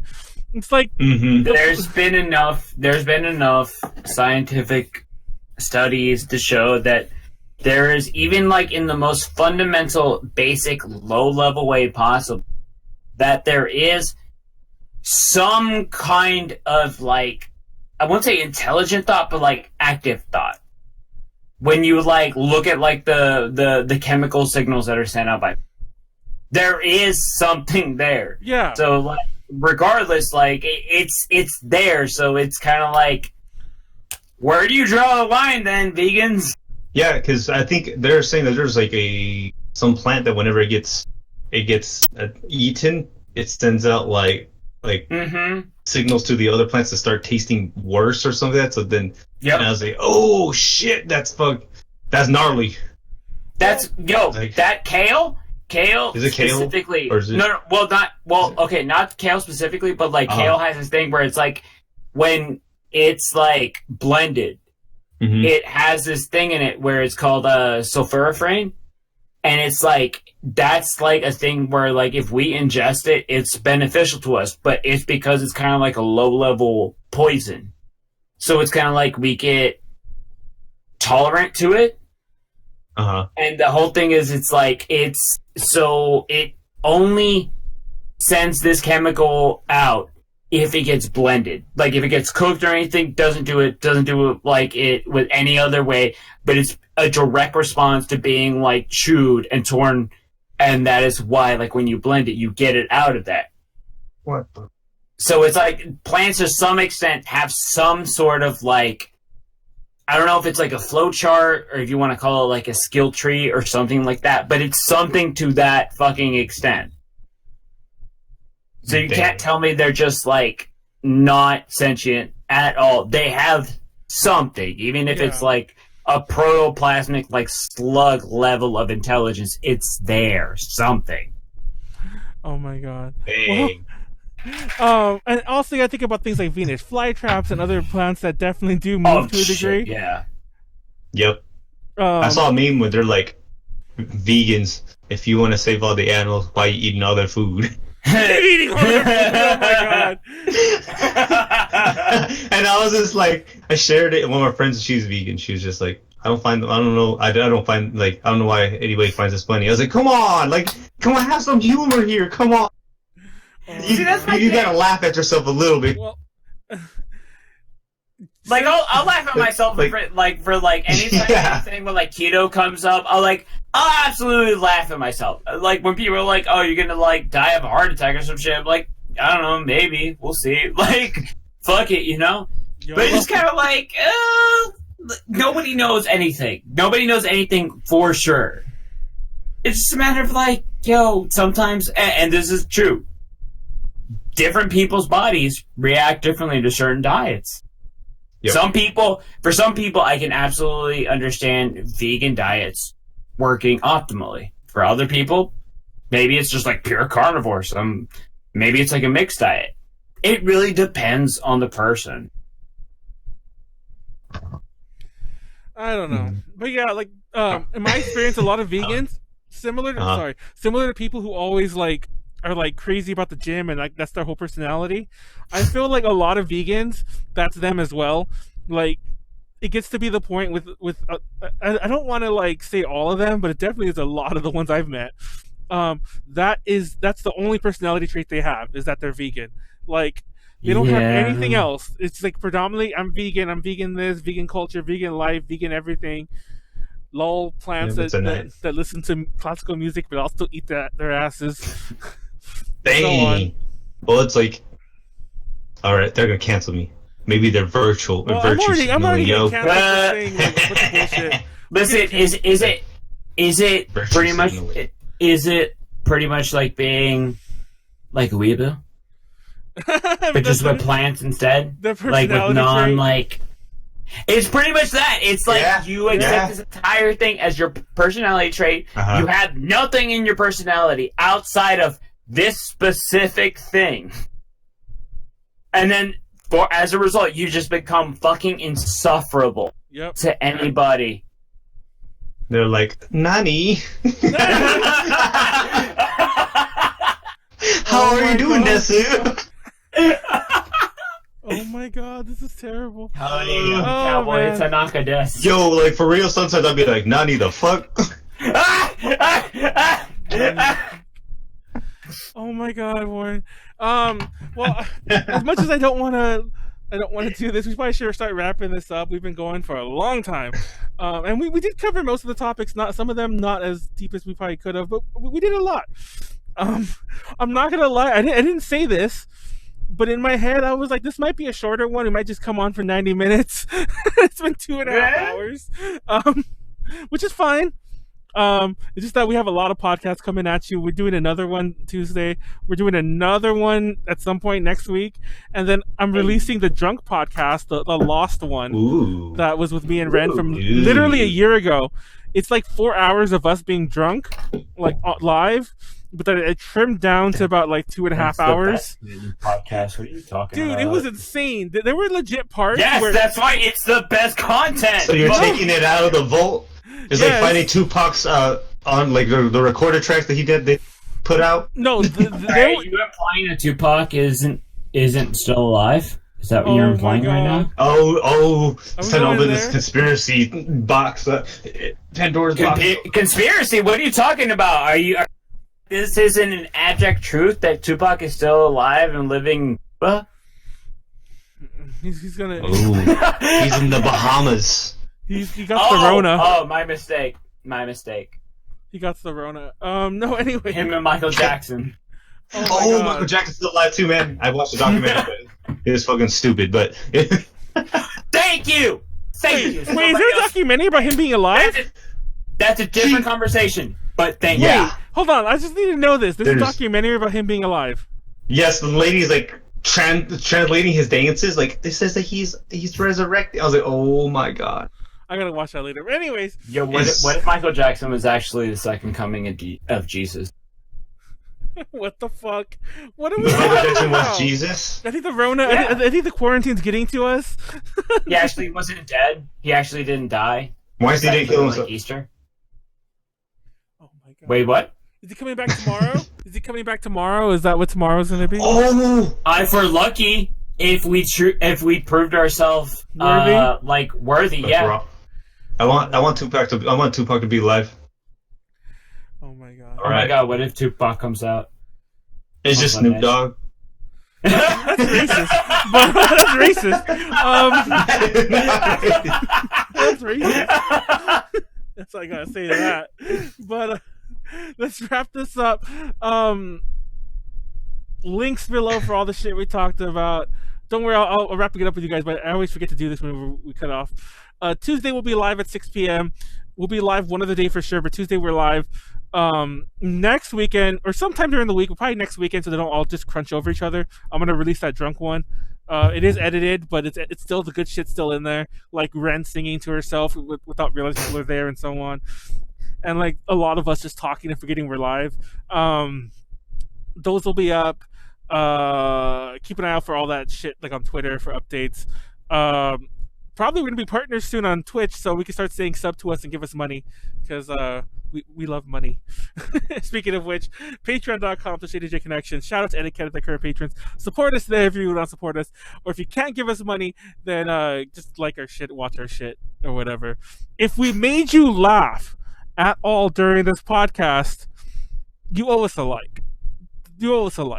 So or your stimulus check. Yeah, so smash that like button, and if I pissed you off by saying that, smash the dislike button. So there you go. So yeah. Anyways, so what do you guys do? Like, Warren's not doing anything. Well, none of us are doing anything. We're all in quarantine, but Warren's fucking literally quarantined, like, because I am literally under like self quarantine because my everyone's just like, you came. I was just like, dude, Peru is actually the one that's like, it's the country that's containing it pretty fucking good. I know, if anything, they should. But then again, by the same token, it's actually worth it. Maybe they're quarantining you from them. The other thing too is like, I did come to America, and we're literally number one in like shit that cases. So, USA. Hold up, we can't. Like, we can only stay with 3 people because everyone's dead. Okay. Oh my god. Oh my god. Oh no, yeah, I forgot. I'm not supposed to do. Oh shit. Okay, well there you go. We're all getting canceled today. Backpedaling. We're all getting canceled. There you go. Cancel me, please. You can't cancel me if I'm already canceled. Oh shit. I ain't got shit going on. Cancel me. Please fucking cancel me. They're like, what money does this guy have? Nothing. Damn. Oh shit. people are just pissed off and throwing my name out there and publicizing me. Oh no, that's They give you the clout. Oh my god, Pleiades, what do you got coming up? Coming up. Are you doing a podcast too? You're a whole bunch of insensitive stuff. Yes, absolutely, podcasting stuff. Hopefully something with a little bit of some sort of like structure. If not, gonna do a whole lot of bullshit. Did you hear what he said? What I mean is, I'm trying to improve upon myself. No, wait. No, Warren heard it too. Let's back up. Let's back up a little. Right, no, it could have been taken as a jab. It could have been taken. Let's back up a little. All right. I'm tossing it at Pleiades. All right, so this is exactly what I'm trying to say. Of my own accord, I was like, hey, let's try and think of a whole bunch of like talking points. So I submitted that for things that we could possibly discuss during this podcast, which are things that we all discussed of. However, at the same time, I personally always have this habit of trying to improve upon everything that I do later, based off of work that I could compare to that I've done previously. So that means that regardless of whatever comes after this podcast, any podcast that I am a part of, I insist that the next podcast becomes better than the podcast that I was a part of previously. That is, he just wants to grow. What it is. Okay. To be fair, it's so funny. This is hilarious. I'm sorry. No, that wasn't a really funny jab. It was like I wanted to be more structured. I laughed. I realized it at all. I realized that it wasn't. I stopped. I was like, whoa. No, to be fair, fuck all of y'all. Fuck all of y'all. That's what I have to say. To be fair, I love y'all. Fuck all of y'all. I love y'all. How about that? The quarantine podcasts they have been a hot mess because of the quarantine situation. This one has actually probably been this one's been one of the best ones, I think, because it was more structured. And I'm not gonna lie, the reason it's structured is not because I had anything to do with it. It's actually because Pleiades wrote the outline basically. Well, it's not really. It wasn't really a full outline, but those notes that even Warren saw, those notes we had written were his. So yeah, because I was ready to talk about all of that, and it's easy. Well, we actually did, and if you notice, whenever I was kind of like, oh, we're a little lulling, I would go to the list and I pick something else out. So we actually did cover, I think, everything in pieces, just out of order, but in pieces. So yeah, so I will admit, even though I'm ragging on him about making that little jab, if it was a jab, I can't really do that because this one was definitely the most structured since the lockdown, and it's because of him, not because of me. For the record, I will say this before we wrap. Like listening to podcasts during the quarantine times or anything like that. That's absolutely not the reason why at all. Before I wrap this, I want to mention one of the reasons they have been less structured is because usually I write the podcast. It's not as bad as it sounds. Like, usually I write the bulk of the outline the day before. No, I don't want to say it's last minute, but typically most of us have day jobs. We don't have time to like really have it done. Like, I'll have like the bare bones outline on the weekend, but the day of, like, pretty much the entire day is to the podcast, and I think it's fair. And so like I'll write the whole damn thing out. But as I've told you, I've been sleeping all day or playing Animal Crossing when I'm not. So it's not intuitive to my old way of working on the podcast, so that's part of the problem. We've literally gone into like 2 of them with no outline, like not knowing exactly what we're going to talk about.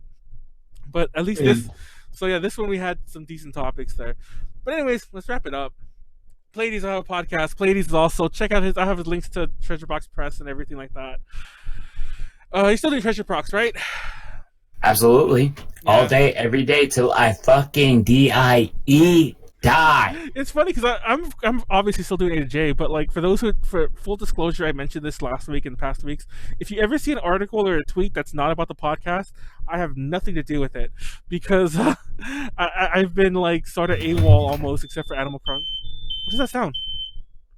That's a good question. Oh, it's here. Someone set off a fire alarm. Is there a fire? Is that how hot our podcast is? It's fire. No, I think someone's cooking. Dude, can you guys hear that? Yep. Fuego, yo.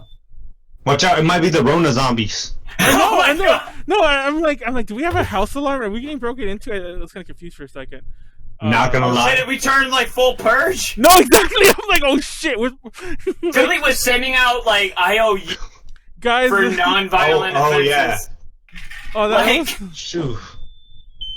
Sounds like it's never mind. Everyone has that. Like you guys both have things to do, right? Like yeah, like you guys like have a shout out.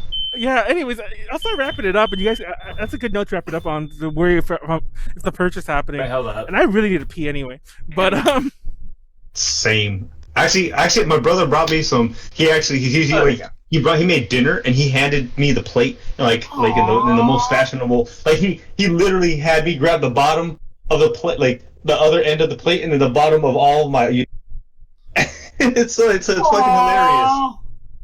And I'm just like, dude, I feel like I was like, they treated me like I'm fucking sick and shit. I'm over here like having a good time. I literally after this, I have to roll a character for D&D. I'm about to play D&D after this. I've been baking bread for like all my fucking neighbors, and like it's the same rule. It's like, yo, I'm gonna drop this off like 6 feet apart, all that bullshit, like just in case, you never know. oh my god, the alarm stopped. Okay, I'm so happy. But I'm not gonna die. Or who knows? Maybe everyone's dead. Anyway, on that note, I'm gonna wrap it up. I really need to go to the bathroom. Hopefully, I go out there and it's not like mass like fucking purge. Pandemonium. Yeah. That note, check us out on Twitter. Follow us there to get all the podcast news. Stay safe. Wash your hands. Practice social distancing. Don't be racist. Don't be an asshole. And that's pretty much it.